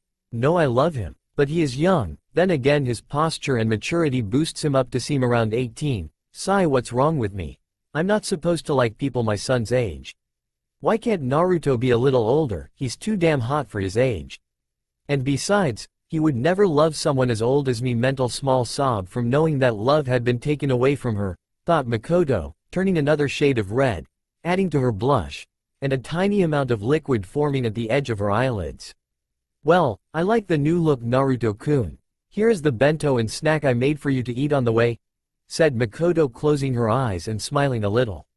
Thanks Makoto-san, I'll be on my wa, said Naruto before his eyes froze, and he ran up the steps to his and Sasuke's room. Makoto looked up the stairs confused, then Makoto looked down at her gray sweatpants, pink t-shirt, and white apron with frills. Maybe I should start dressing ladylike, thought Makoto. Then a sly grin came to her face while she was thinking, or just more wire. Who knows, maybe I'll get a couple reactions out of Naruto-kun, haha, she thought. She knew she had feelings for Naruto that grew when he saved her and her son while getting to know him. Many nights she would think of our blonde hero and do things to herself when she knew no one was able to hear or look at her. She was unable to take the tension of the man she loved not ravishing her from dawn to dusk. She never knew that feeling, and she craved it the most. Fugaku was a terrible husband to her. He first raped her on her 18th birthday because she was the strongest kunoichi at the time in the Uchiha clan, and then got her pregnant with a child, Itachi. He then raped her once again to get Sasuke. Since Itachi was a Uchiha prodigy, he wanted Sasuke to be even better. All the while when he raped her he always made sure to hurt her, never letting her feel delight, even though she would never want to feel delight from him. She always tried to love her children, and over time she did, but she could never love the man that gave them to her. She may thank him, but not love him. He was just too evil and sadistic to be worthy of her love, which Naruto was. He was the only thing that kept Makoto from resigning to fate and realizing she would never love. She saw Naruto in a light most people didn't. She saw his kind nature, his generosity toward people even if they hated them. She saw his loving side that made her always blush to see, and she saw his prowess. He was very strong, Makoto knew. She had watched many of her sons and his friends' training sessions and was always more fascinated with Naruto's training sessions. She loved her son to death, but she loved him like a mother should. But just the slight mention of Naruto made her heart flutter. She just wished he could love her too. He was the only man she would probably ever love, in her life. Before she could think any more about it, said man came down the steps in a rush, his bento box under his right armpit, and a giant scroll about 8 inches around and 4 feet long attached by a strap horizontally across his back. He rushed up to Makoto and enveloped her in a hug. "See you later, Makoto-chan," he said, without noticing that he had added the affectionate suffix, while letting go and running outside, rushing to training ground 44 by foot for a quick workout. Makoto stared at the retreating figure with a blush present on her face due to the hug and the added suffix to her name, the faintest droplet of blood coming out of her nose. "Sigh, he may not be able to see how I feel, but life is good if hugs like that can happen more often," thought Makoto while sniffing the drop of blood back up her nose before any stray Anbu that guard the compound could see it and shut the door. Naruto was running through the busy marketplace. Many people looked on at him with astonishment on their faces at the boldness of the Kyuubi container flaunting the image of the Kyuubi around. Girls left and right saw him and a considerable amount blushed. Some also had small nosebleeds. The age of these women ranged from 14 to 30, and some 12-year-old girl gushed back from a massive nosebleed. She had thoughts so naughty her perverseness overloaded and fainted while in mid-gush. Naruto then took a shortcut through the training fields. He saw many of the people in his class. He saw the Ino Shika Cho team as well as he passed by. Shikamaru just looked at Naruto's new outfit and had to think, suits him. That orange jumpsuit was an eyesore, but still troublesome. Choji just ate chips and thought, much cool much. Ino's reaction was the weirdest. She was blushing while thinking, oh my god. Without that jumpsuit he is actually hot. I wonder if I can't get Sasuke the maybe, dirty thoughts. Ino then had a small nosebleed and a shit-eating grin on her face. Hey guys, said Naruto. He ran across to the next training field saying, bye guys, and left. Shikamaru still had to think it was troublesome while Choji thought he still looked cool, and Ino had this to think of, I wonder what he would look like without. Even worse perverse thoughts, and then was blown back from her own nosebleed, while the other guys kept training ignoring their sudden overload of perverted thinking. Naruto then came to the next training ground that consisted of Kurenai Yuhi, Hinata Hyuga, Kiba Inuzuka, and Shino Aburame. Naruto then said hi as he passed by while still running. Kurenai looked at his clothing and blushed and had to stop her thoughts of perverseness because she already had a man. Although she did have to agree with all the other girls before her, he looked hot. But she shook that thought out of her head and went back to whatever she was doing. Hinata's reaction was to faint, which Naruto sweat dropped it and asked if she has to do that every time she sees him? Which Kiba just shook his head in the affirmative and thought he looked a lot better, and that his trench coat looks badass. Shino just raised an eyebrow and said, nice look Naruto, and may I ask where you are going? Naruto kept running while yelling back, to my team meeting, I'm late as it is, have fun training with our sensei and teammates. And just as he had arrived, he was gone. Naruto was now in a full-on sprint and he could see training ground 44. As he got closer he noticed 3 people there, Sasuke, Sakura, and some girl with purple hair that looked like Shikamaru's, a grey trench coat, orange miniskirt that went to mid-thigh, and a fishnet shirt under the trench coat. All in all she looked like she knew a couple of kinky things and knows how to have a good time. Off-topic grr. Naruto arrived on the scene of the purple-haired woman, who he now knew was a kunoichi by seeing her headband. The purple-haired woman looked angry, and slightly disheveled for some reason, and was yelling at a screeching Sakura. How I hate the screech of that banshee.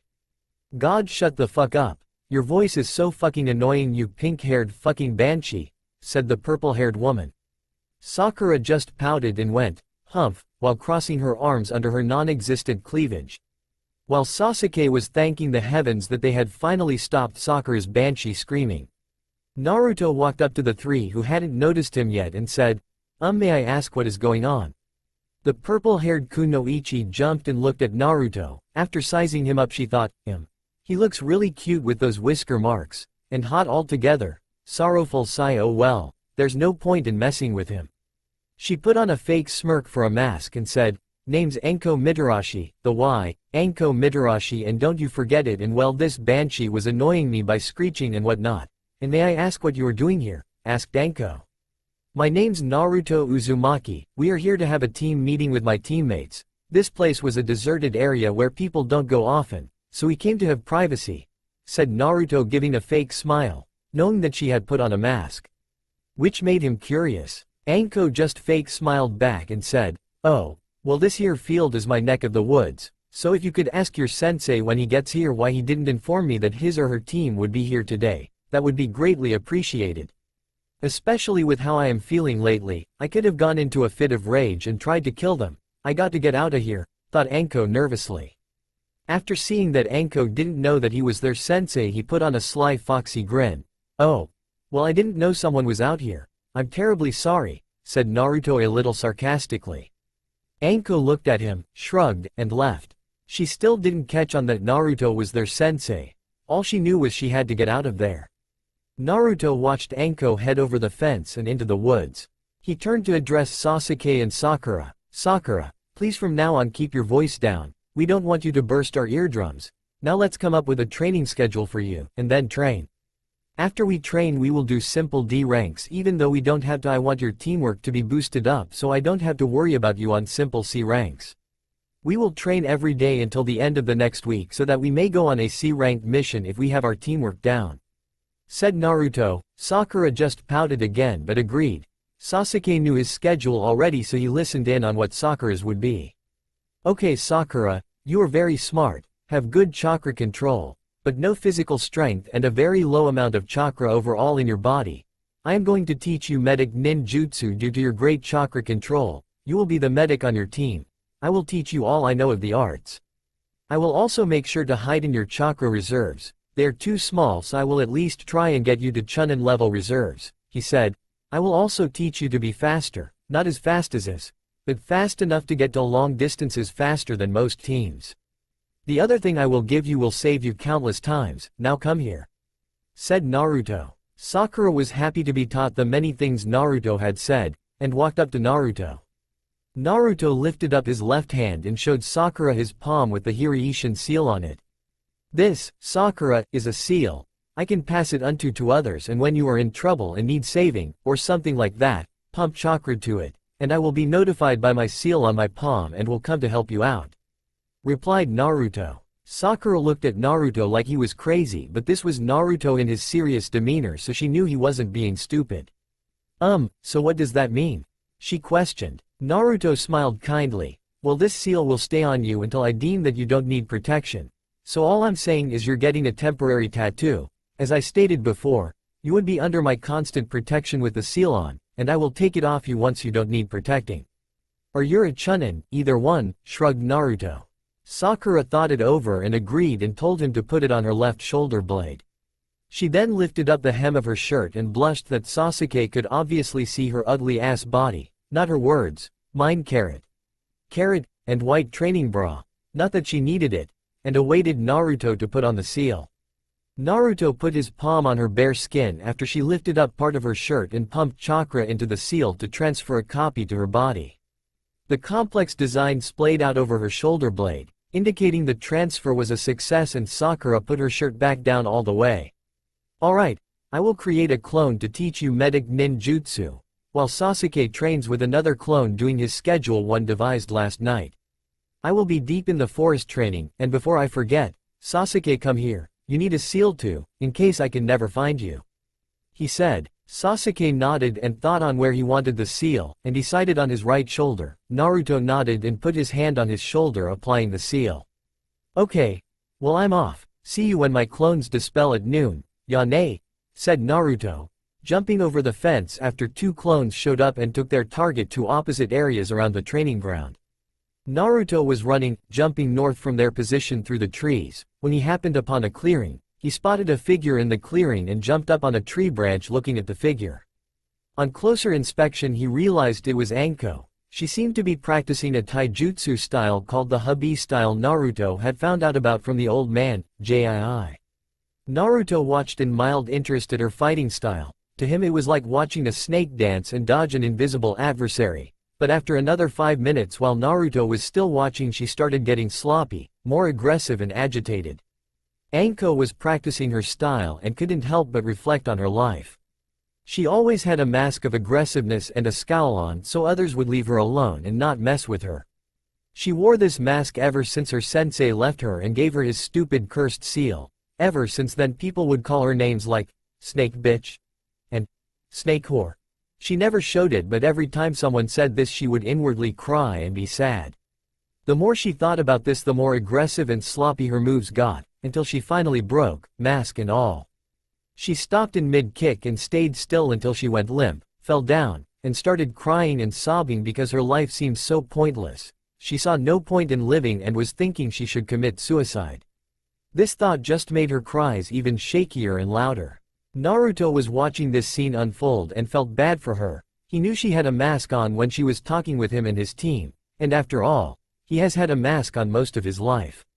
He thought it over and jumped down silently, slowly walking from behind Anko, who was on her knees sobbing in her hands.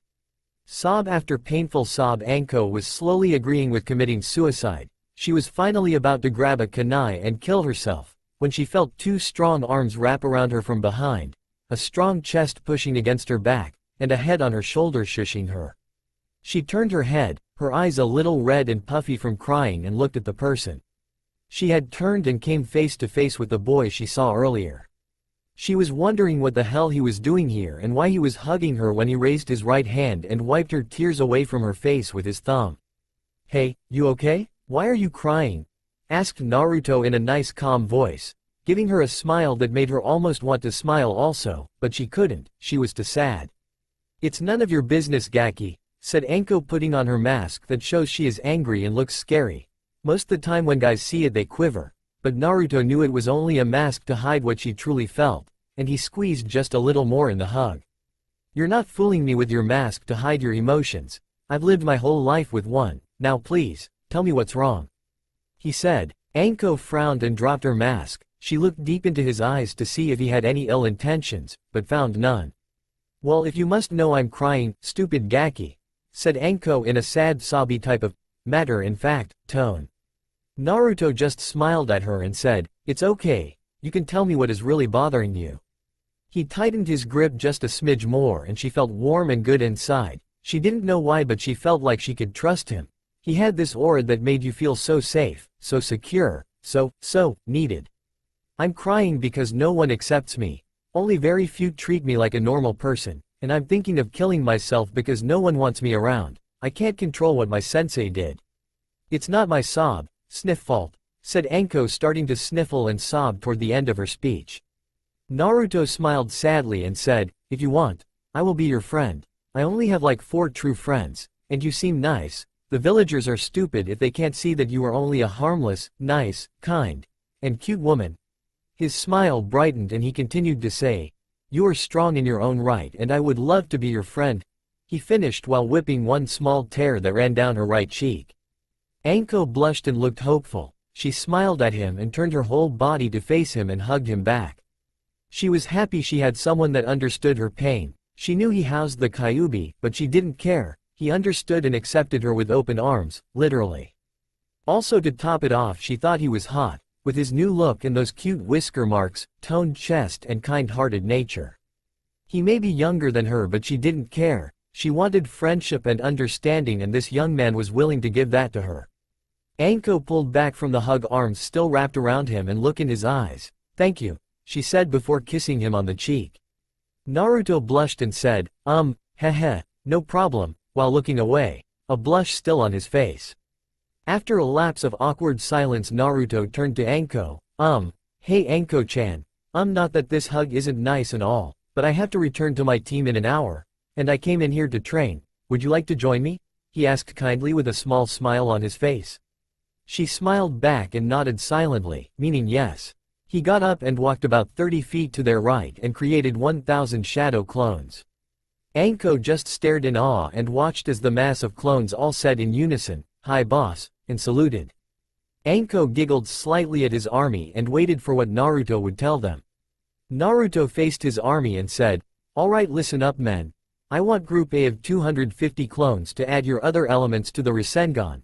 I want Group B of 100 clones to do chakra control by walking on water while keeping a Rasengan stable in one hand while doing push-ups on the surface of the water. Group C will consist of 350 clones going through the Kenjutsu katas we are training with so I can hold a blade like a master. Group D will be made up of the last 300 clones. You will use our knowledge and use that jutsu as long as you can until you dispel. Now, move out," said Naruto, finishing his orders to his army. They all saluted again and said, "Hi Naruto-sama," yelling and running to their designated group in an orderly fashion. Anko stared on as all the clones started training on what they were told to do, while the D group went to a different part of the forest. She turned toward the original Naruto and watched in wonder as he was practicing a taijutsu style she had never seen, and walked up to him. "Hey Gaki, what style is that? I've never seen that one," questioned Anko.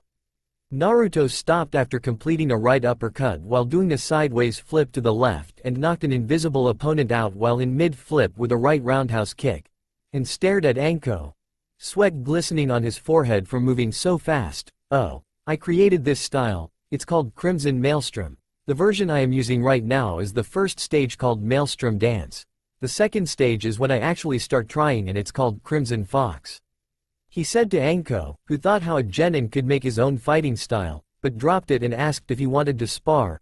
Naruto just grinned his mischievous foxy grin and agreed, which sent chills down Anko's spin form seeing that grin on his face. Anko used her hubby style against Naruto's own style, but every time she would go on the offensive he would dodge with grace and speed. When on the defensive side she would get pounded and pummeled. While this was going on she wondered three things. 1. How can a genin be this good? 2.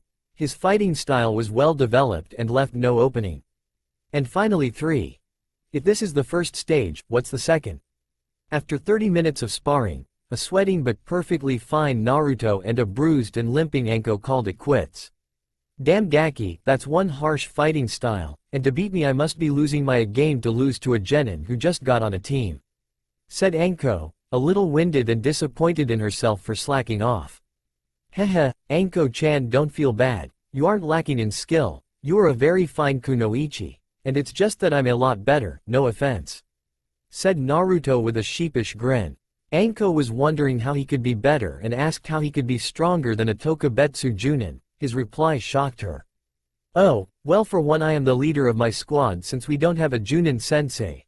And I was Junin level at the age of 6, at the age of 10 I was Sannin level, and over the years I became better than most Kage," he said like it was an everyday thing and shrugged. Anko gaped for a bit until she composed herself and asked, "What? You're only like 14, you can't be that strong, and what, you can't be a squad leader? Only Junin can, and no one has ever commanded a whole team right out of the academy. Even Itachi was a prodigy but had a Junin who was a superior to him," she said, not really believing Naruto. "Oh, so you want proof?" asked Naruto, putting on his foxy grin again. "Yeah, I'd like to see this proof of yours," said Anko smugly. Naruto, still with his foxy grin on, dispelled his clones one by one. When the last one dispelled he looked Anko in the eyes and said, "You ready? I'm gonna unsuppress my chakra for 5 seconds if you can handle it. I have never really unsuppressed my whole amount of chakra, so I really don't know how much I am putting out on you." She nodded, thinking he wasn't any threat. When he released some of his chakra, he made sure to release only a little of it so he wouldn't kill her under the strain. The second he released his chakra she fell to the ground panting, trying to breathe but found she couldn't. He let up and suppressed his chakra again. Once he did you could hear her greedily suck in air to her lungs. Naruto looked down at Anko and smiled. "That was a small amount of my true amount of chakra, believe me now, if not I can release a little more and your clothes will be shredded under the strain, unless you want me to see your gorgeous naked body," said Naruto, flirting with her and giving her a sly foxy grin.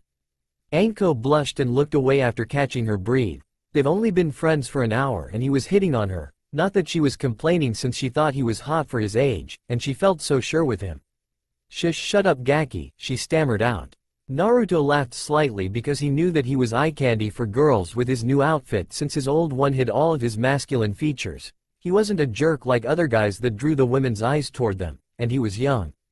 But he was mature for his age, mature enough to have an 18 to 20-year-old's mentality. He smiled and looked at the now standing and blushing Anko. "Hey, Anko-chan, I have to get back with my team, but would you like to catch up and get to know each other as friends? And maybe I can add you to my small list of precious people," he said. Anko looked happy. She didn't go out with friends much except for with Kurenai and Yugo. They were the only two that she trusted, and all the males would ogle her, so she only felt safe with those two. but she felt safe with Naruto also, so she agreed. Great. We'll see you at 7 o'clock tonight for dinner, okay?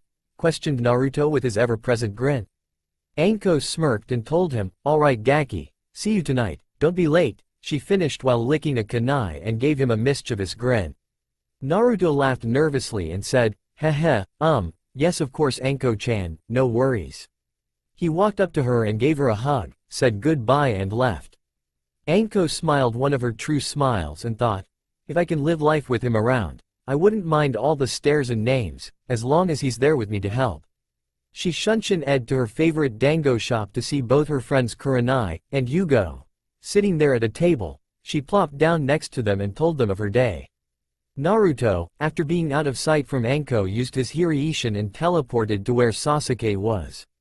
He arrived in a flash of yellowish red as his clone dispelled so Naruto could learn on how hard Sasuke worked on his new schedule. He smiled to his friend and said, nice job Sasuke, keep it up and by the age of 16 you will be Sannin level. He finished with a high five to Sasuke. Sasuke was sweating all over from having an intense workout of taijutsu, ninjutsu, and practice with his Sharingan.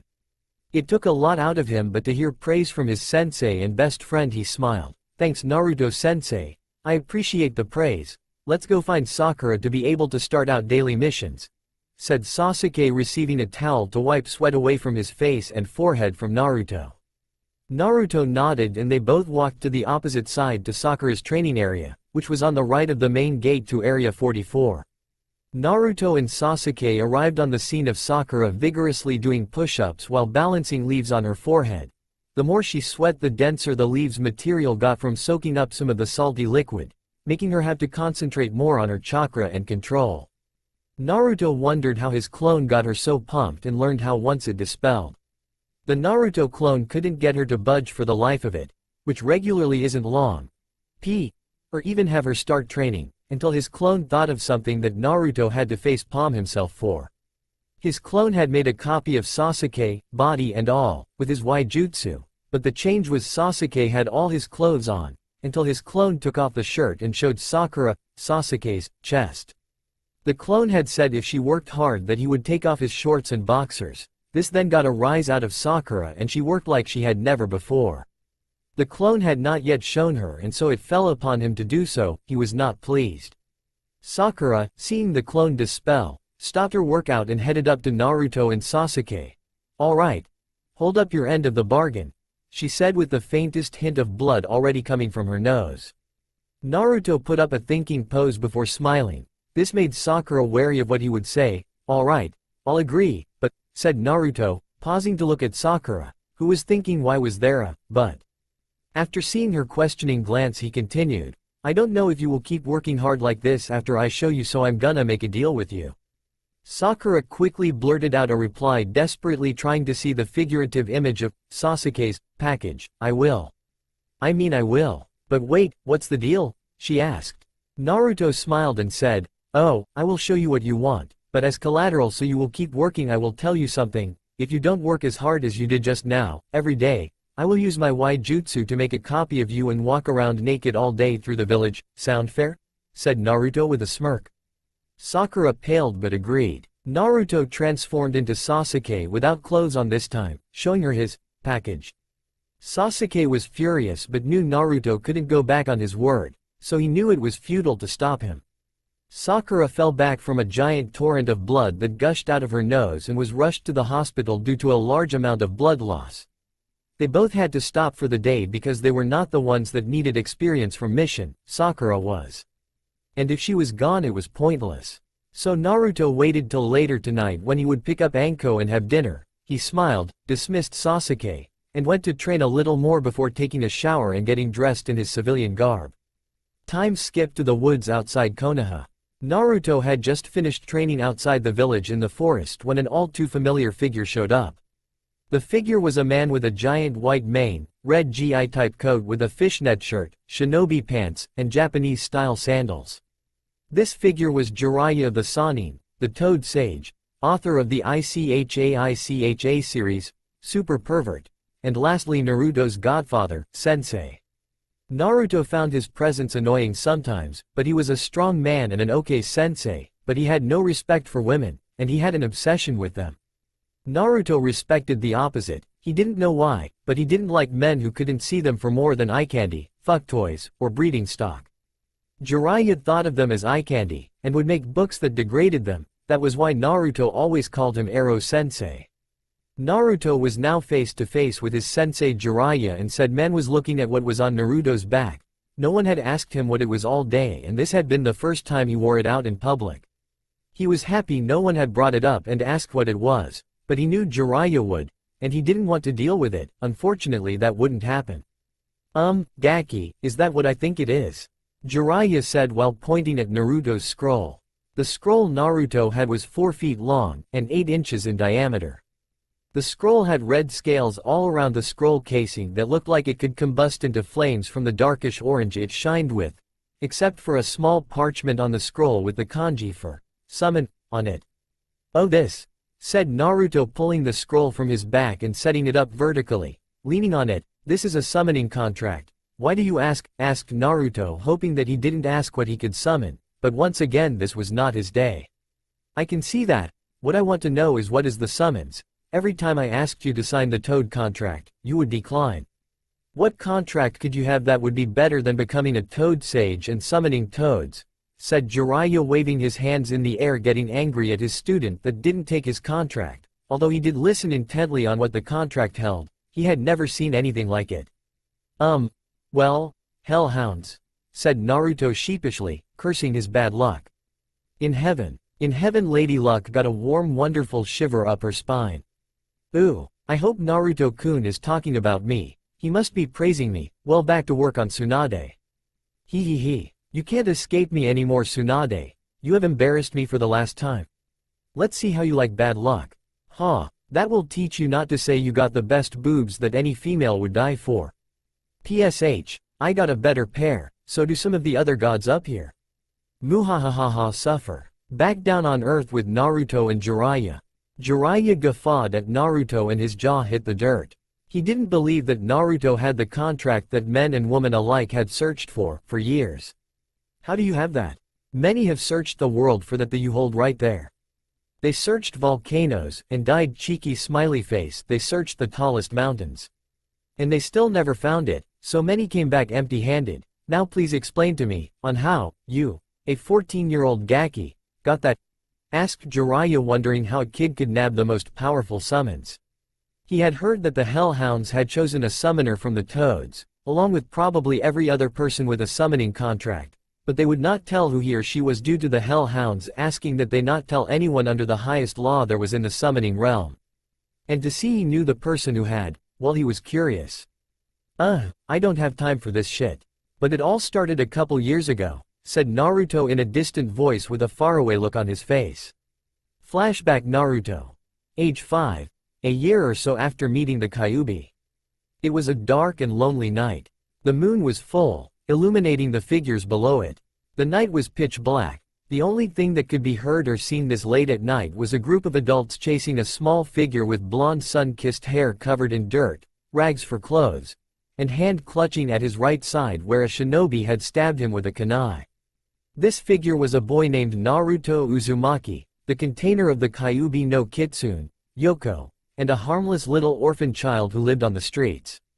Right now he was running from the mob of people wanting revenge for what the Kyuubi did to them, ranging from the death of family, the death of friends, and the death of the ones you loved.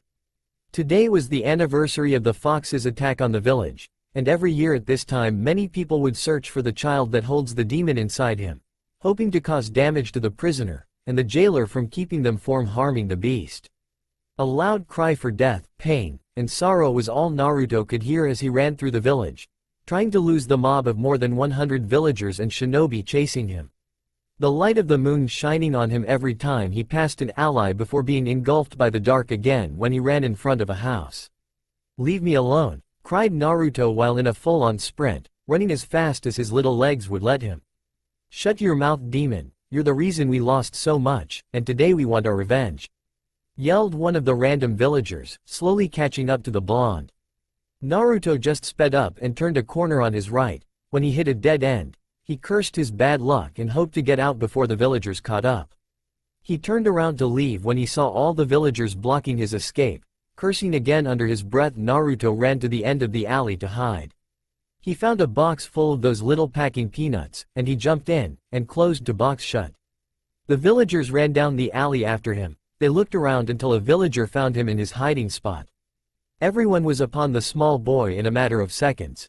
The villagers pulled out many blunt and sharp objects, while the shinobi pulled out kunai, katanas, shuriken, senbon, and one had a fish filleter.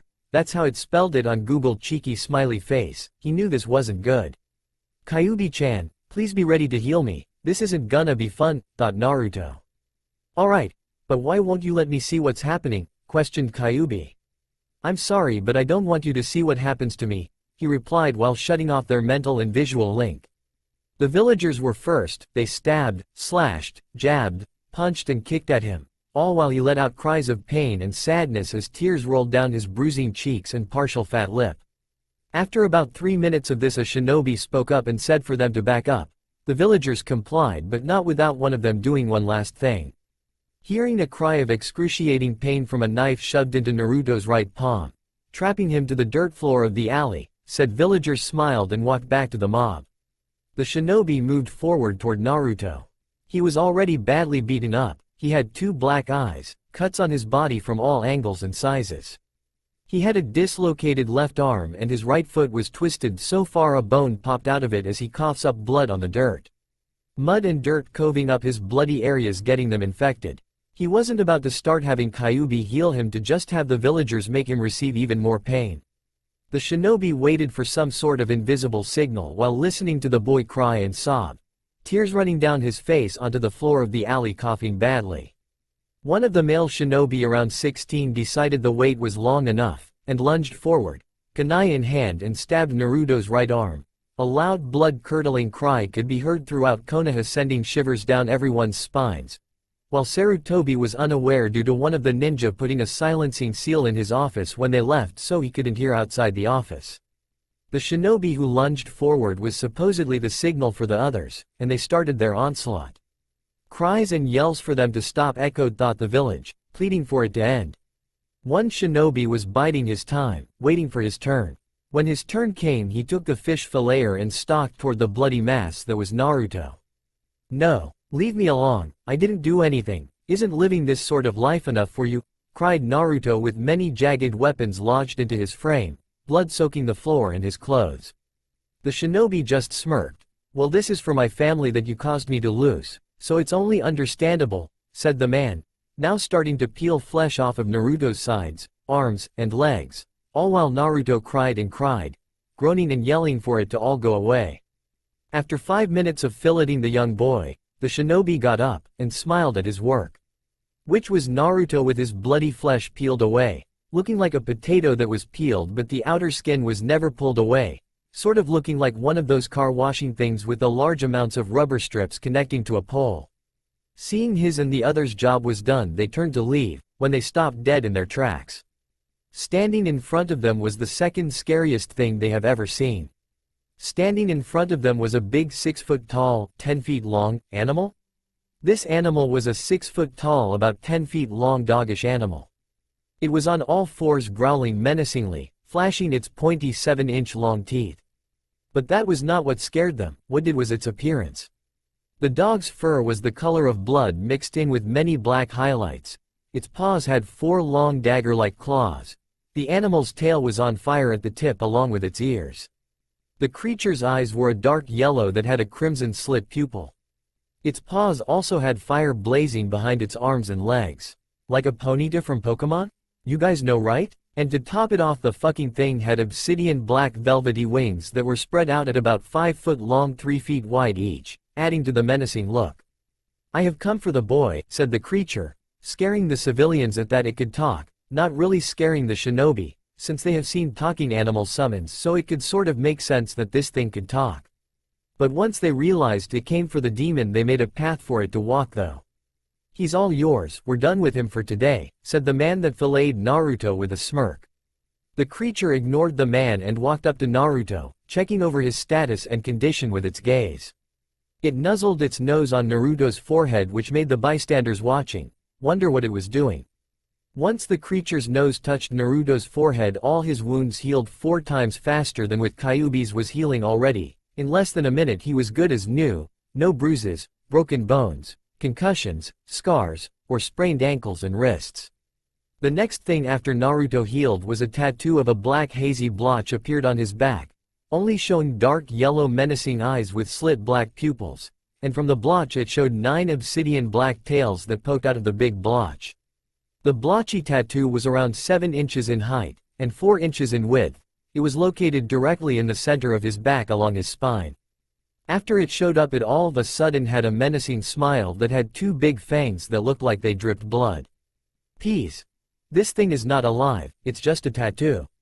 Kyuubi's influence in Naruto's soul made the menacing grin appear. You will know why later. No one could see it due to his back facing away from them all. The villagers did not like that whatever it was had healed the boy and started to move forward until the creature spoke again, halting them in their pursuit. This boy has been chosen for our summoning contract, back off now. Bellowed the demon dog, making everyone shiver. Even a now conscious Naruto shivered also, who didn't know what a summoning contract was. Naruto may be smart, but not yet, he's only 5 for Pete's sake. Kyuubi only talks to him like they're best friends, not about random shinobi stuff. I don't think so, I don't know what or who you are, and if you protect the demon then you will be annihilated, said a random shinobi. The demon dog did not take the well, and lopped off the man's head with its claws before anyone could say anything.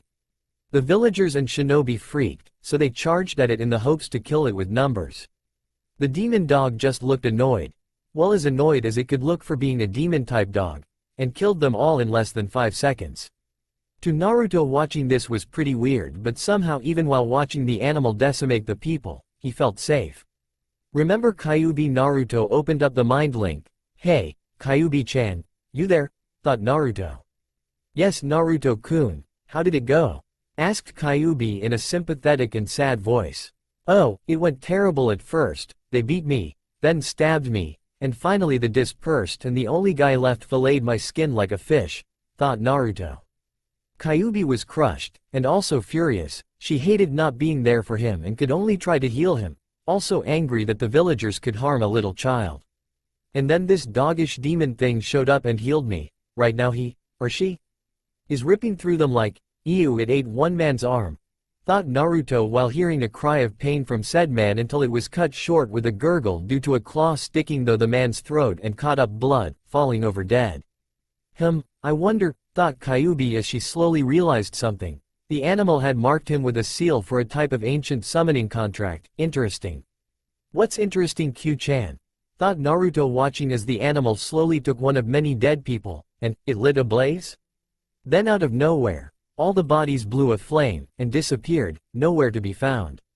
Oh, well, that hellhound marked you with an ancient seal for a summoning contract, said Kyuubi to Naruto. Oh, what's that? Asked Naruto. Kyuubi just chuckled and said, well, you will be able to summon its kind to help you in battle. And if you have the hellhound contract you have been chosen by them. Very interesting indeed. Naruto smiled and said thanks for the help in him understanding this, and cut the link for now. Naruto, now paying attention to the real world, stumbled back. He hadn't noticed the supposed hellhound was less than 3 inches away from his face, and looking right into his eyes. Hello little one, you have been chosen by my kind, to bear our summoning contract. The reason you were chosen is simple really. The person in this plane of existence with the most pain, sorrow, sadness, and loneliness that is still sane and pure, may receive our contract. That person is you. We have been watching you for a long time, and today it was time you knew that you have been chosen for our summoning contract. Upon arrival, when we meet our new summoner, we must take them to Makai, hell, and teach them about us and in our ways to fight. We will teach you our normal shinobi stuff, demon jutsu, how to fight with my kind by your side, and lastly you will learn the hell sage arts. Where we are going you will not age because time there does not affect you. You will be taught there for until you master all that I have said, and will return back in a few days. In a way this is like the illusion Tsukuyomi, except that a year in Makai is only 6 hours here. Now come, hell awaits, said the large hellhound. A portal opening up behind it. The portal was pitch black, with fire around the edge, and from inside could be heard many yells of pain and cries and wails for it to end. Naruto hesitated, but Kyuubi reassuringly told him it was okay. So, he followed, and life changed for him, as he walked into the portal to hell, where time didn't matter, and people didn't age. Flashback end. And that's how I got it. I later found out her name is Bane, and I am now the first Hell Sage in over 9,000 years. Said Naruto to a perplexed Toad Sage, who had his jaw on the dirt, again. Jiraiya quickly recovered and had a look of awe still in his eyes. Damn, Gaki, how long did you train in that hellhole? Said Jiraiya, chuckling at his joke. Naruto frowned, but replied, well, in the time I spent there I spent over 12 years to master all the demon jutsu, shinobi skills, teamwork with hellhounds, and the Hell Sage arts, making me a Hell Sage. While there my chakra had grown over 50 times larger, which is gigantically massive, but other than training I grew close to Bane, me and her became good friends, and it turns out that all demons, hellhounds and other demons alike, have a human form, so I am now dating 2 women, Bane and someone else, finished Naruto with a blush on his face. Not all surprising, Jiraiya had his thumbs up in the good guy pose and said, damn, lucky ass shit, how the hell do you bag not 1 but 2 girls? I'm proud of you, Gaki.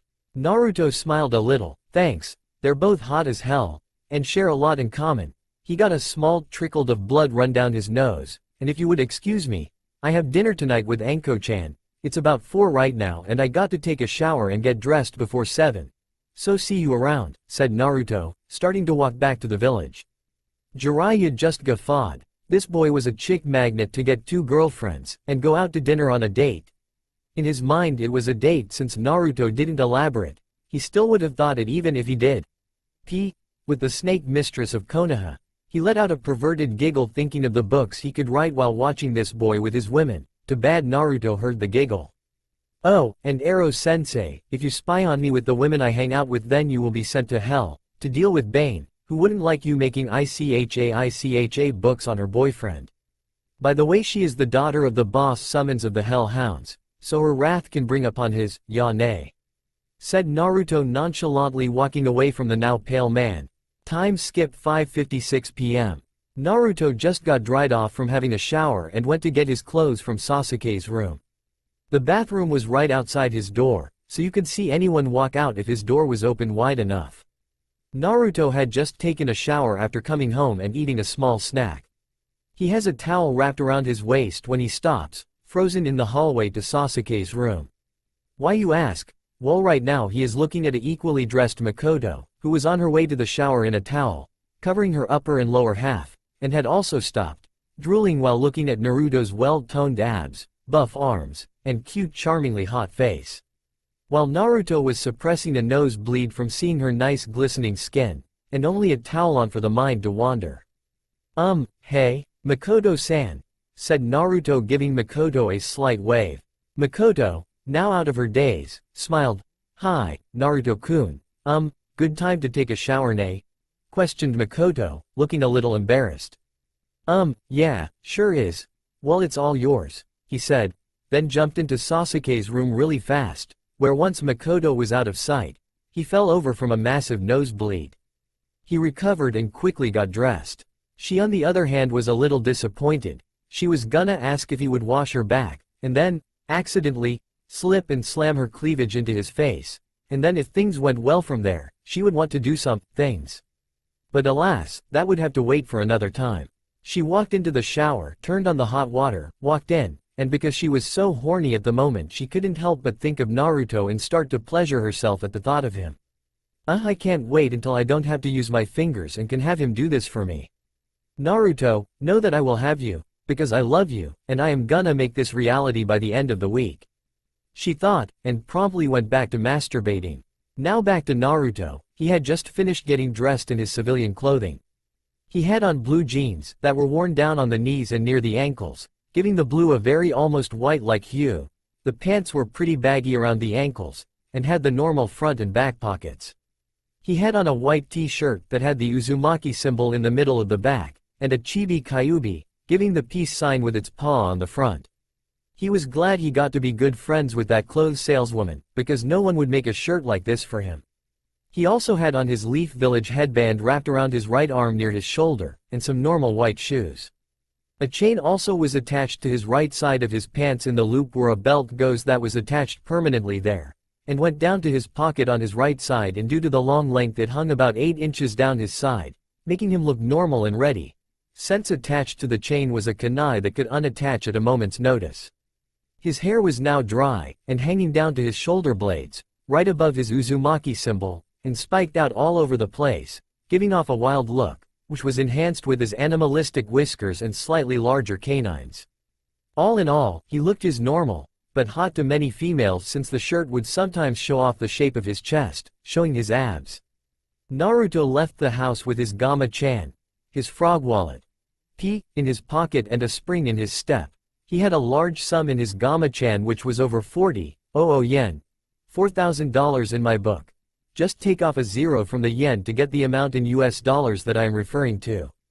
Thanks, he had been getting a weekly amount of 5,000 yen for the past 5 years, and with Sasuke and Makoto feeding and housing him, he had over half of his parents' heritage in his own account, which was about 4,047,900 yen, a large amount for a 14-year-old child. He made sure to bring a lot of cash for dinner in case Anko ate a lot, or he ate a lot, or the final reason, they went somewhere else that cost money. He didn't want to look like a bum, so he would pay for all of it. While walking through the village to pick up Anko, people were giving him the same scowls of anger and scorn to him, and some a little miffed at the little chibi Kyuubi giving the peace sign on his shirt. Even with the women giving scowls, he could see some of them scowling but with a trickle of blood running down their noses. How they could look angry, but have perverted thoughts of him, was beyond his understanding. Naruto arrived at Anko's apartment complex that she had told him about earlier that day and found her door, room 99. How fitting. He knocked on the door a couple times, and was welcomed with a smile from Anko, still in her normal outfit. He didn't really care, it was her choice on what to wear. Who was he to stop her? She welcomed him in, he thanked her, and then walked inside. Inside the room was a pretty normal apartment. When you walked in, the living room was right in front of you, with a couch in front of a big TV to the left. On the right of the living room was a kitchen. The normal stove, microwave, and table with chairs next to the sink were the only things sticking out to him. In between the living room and kitchen was a hallway, which led to a bathroom on the left, which it seemed all the doors had plagues on them to explain what they lead to. The bathroom door said, "Crapper." On the opposite side of that was another bathroom, was a door with a plaque on it. The words were, "Relaxing shower." Down the hall to the end was another door. It was Anko's bedroom. The plaque on it made Naruto blush slightly. It said, "Love-making chamber." Naruto had been sitting on the couch while looking around at his new friend's home, and while he sat, Anko made some tea for both of them before they went off. "Here," said Anko, handing him a cup of tea. "Thanks, Anko-chan. So where would you like to go for dinner? Money is no problem, and I want you to be comfortable," said Naruto, giving her a smile. Anko just nodded with a smile, but on the inside was happy he cares. She thought it over and had 2 things she wanted to say. Hey Gaki, I thought of where I want to go, but I got another question," said Anko. "Oh, and what would that be?" he asked, looking a little confused. "Well, since we are gonna be friends now, I want you to meet one of my friends, and since money was no problem I thought one could come with us," she said, trailing off at the end, hoping he would let her friend join. Naruto thought it over, and he couldn't see a reason why not, so he agreed. "Alright, sounds good. You want to go get him? I'll meet you at where you want us to eat. By the way, where is the place you want to eat at anyway?" he asked. "Oh, well, it's that dango shop down the street, near the vet hospital," she said. "Okay, well, see you in a few then," he said, and then walked out the door to the dango shop to get them a seat. Time skip. A while later, cheeky smiley face. Naruto arrived at the dango shop a while ago and chose a table in the far right corner in the back for him, Anko, and her friend to sit at. He had been waiting for Anko and her friend for about 15 minutes, when he spotted her with another woman who looked down and depressed. He waved to them and Anko led the way to their table. "Hey Gaki, this is my friend, Kurenai. Kurenai, this is my new friend Naruto," said Anko, sitting down in the chair across from Naruto, Kurenai on her right. "Hello, Kurenai-san, nice to meet you," said Naruto, giving her a smile and stuck his hand out to shake hers. "Hello," she said, but in a low whisper that Naruto could barely hear it. They shook hands and ordered their food before talking. Naruto knew something was wrong with Anko's friend, and him being Naruto, couldn't help but try to help her somehow, so he tried to get her to talk about it. "Hey Kurenai-san, you feeling okay? You look pretty sad to me," he said. Kurenai just looked sadder now, and Anko didn't like this, so she pestered her about it until Kurenai broke from Anko's 37th question on why she was sad. "Gah, because of Asuma, okay," said Kurenai, yelling only loud enough that Anko and Naruto could hear. "Oh, well, what happened, Nai-chan? What did he do?" "If he did something really stupid, I'll castrate him," asked Anko, pulling out a kunai and licking it, which made Naruto pale at just the thought of that. And just listened while he took a dango stick they just got and gave one to Anko. They both ate while listening. Well, it all started around noon this morning," said Kurenai with a saddened look on her face, and a faraway gleam in her eyes. Flashback. Kurenai's house. Kurenai had woken up feeling good on this wonderful day. The sun was shining and she wanted to see her boyfriend Asuma, so she got dressed and showered. Right before she was gonna leave, she got a phone call. "Hello?" said Kurenai. "Hey Kurenai, I am not fake cough feeling that again. Fake cough, well, I think I need fake cough to rest, so you don't have to come over today. I'll hopefully see you Tom fake cough Oro. I'll have to send in a quick substitute for my team's sensei today," said Asuma over the phone. "Oh, okay Asuma-kun," she said with a smile, hoping he would get better soon. "Bye series of fake coughs, click," he said, and then hung up. I wonder if I should surprise him and help him get better. Yeah, I'll go over around noon and surprise him. I hope he doesn't mind, thought Kurenai. She left to go train her team, and then later on to Asuma's after a couple D-ranked missions. Time skip. 12:09 on her way to Asuma's house. Kurenai had walked all the way to Asuma's with her spare key he gave her in hand. She opened the door and walked inside. She figured that if he was sick that he would be in bed, so she walked through his house until she was in front of his door. She thought that maybe today she could take their relationship to the next level and give Hai her virginity. She knew that they had gone out for 6 months, and she thought the time was right. How wrong she would soon be. Kurenai grabbed the doorknob and opened the door. "Hey Asuma-kun, I thought I would go," she stopped mid-sentence. Because right there, on the bed, was Asuma butt naked, and he was pounding a civilian girl under him. He was still inside her when he heard her voice. That's when he stopped, and turned his head around to see her. What he saw was Kurenai crying. He felt bad but he didn't want to lose her, so he thought of something quick. Kurenai, this isn't what it looks like IONL. He was cut off by Kurenai, now angry and still crying. "No, you chose a tramp over me. I thought you loved me but I guess I was wrong," she said. She turned around, dropping his key he gave her on the floor, and ran to the door to leave. Asuma wasn't too happy, but being the douche he is at the moment, he decided if Kurenai left him, he at least had the girl below him, so he kept on with their activities. So's about the Asuma bashing, you Asuma fans, but it's necessary. She went home and cried her eyes out until a knock at the door woke her from her misery after about 5 hours of being sad and crying. It was Anko and she wanted to know if Kurenai would join her for dinner with a new friend. She agreed, wiped away the eye boogers that had manifested after she stopped crying around 2 hours ago and left with her friend. Flashback end. Naruto was a little angry at this Asuma guy. How could he just ditch a girl he has been dating for that long and who loves him enough to have almost gave him her virginity, to just backstab her by doing it with someone else, and without her consent? I mean, he understood that some people were okay with 3 ways, but he was pretty sure the girl had to agree to it also. Anko was thinking the same thing. But she also wanted to now do worse than castrate him. She wanted to stretch his nut sack so far she could hang it on a tree branch and choke him with it while she stabbed his repeatedly until he died. A very violent thought indeed. Unfortunately she knew she couldn't do that. Dang. And Kurenai had one small tear run down her cheek, which made Naruto leaned over and wiped it away with his thumb. "Don't cry, that man had no right to do that to you.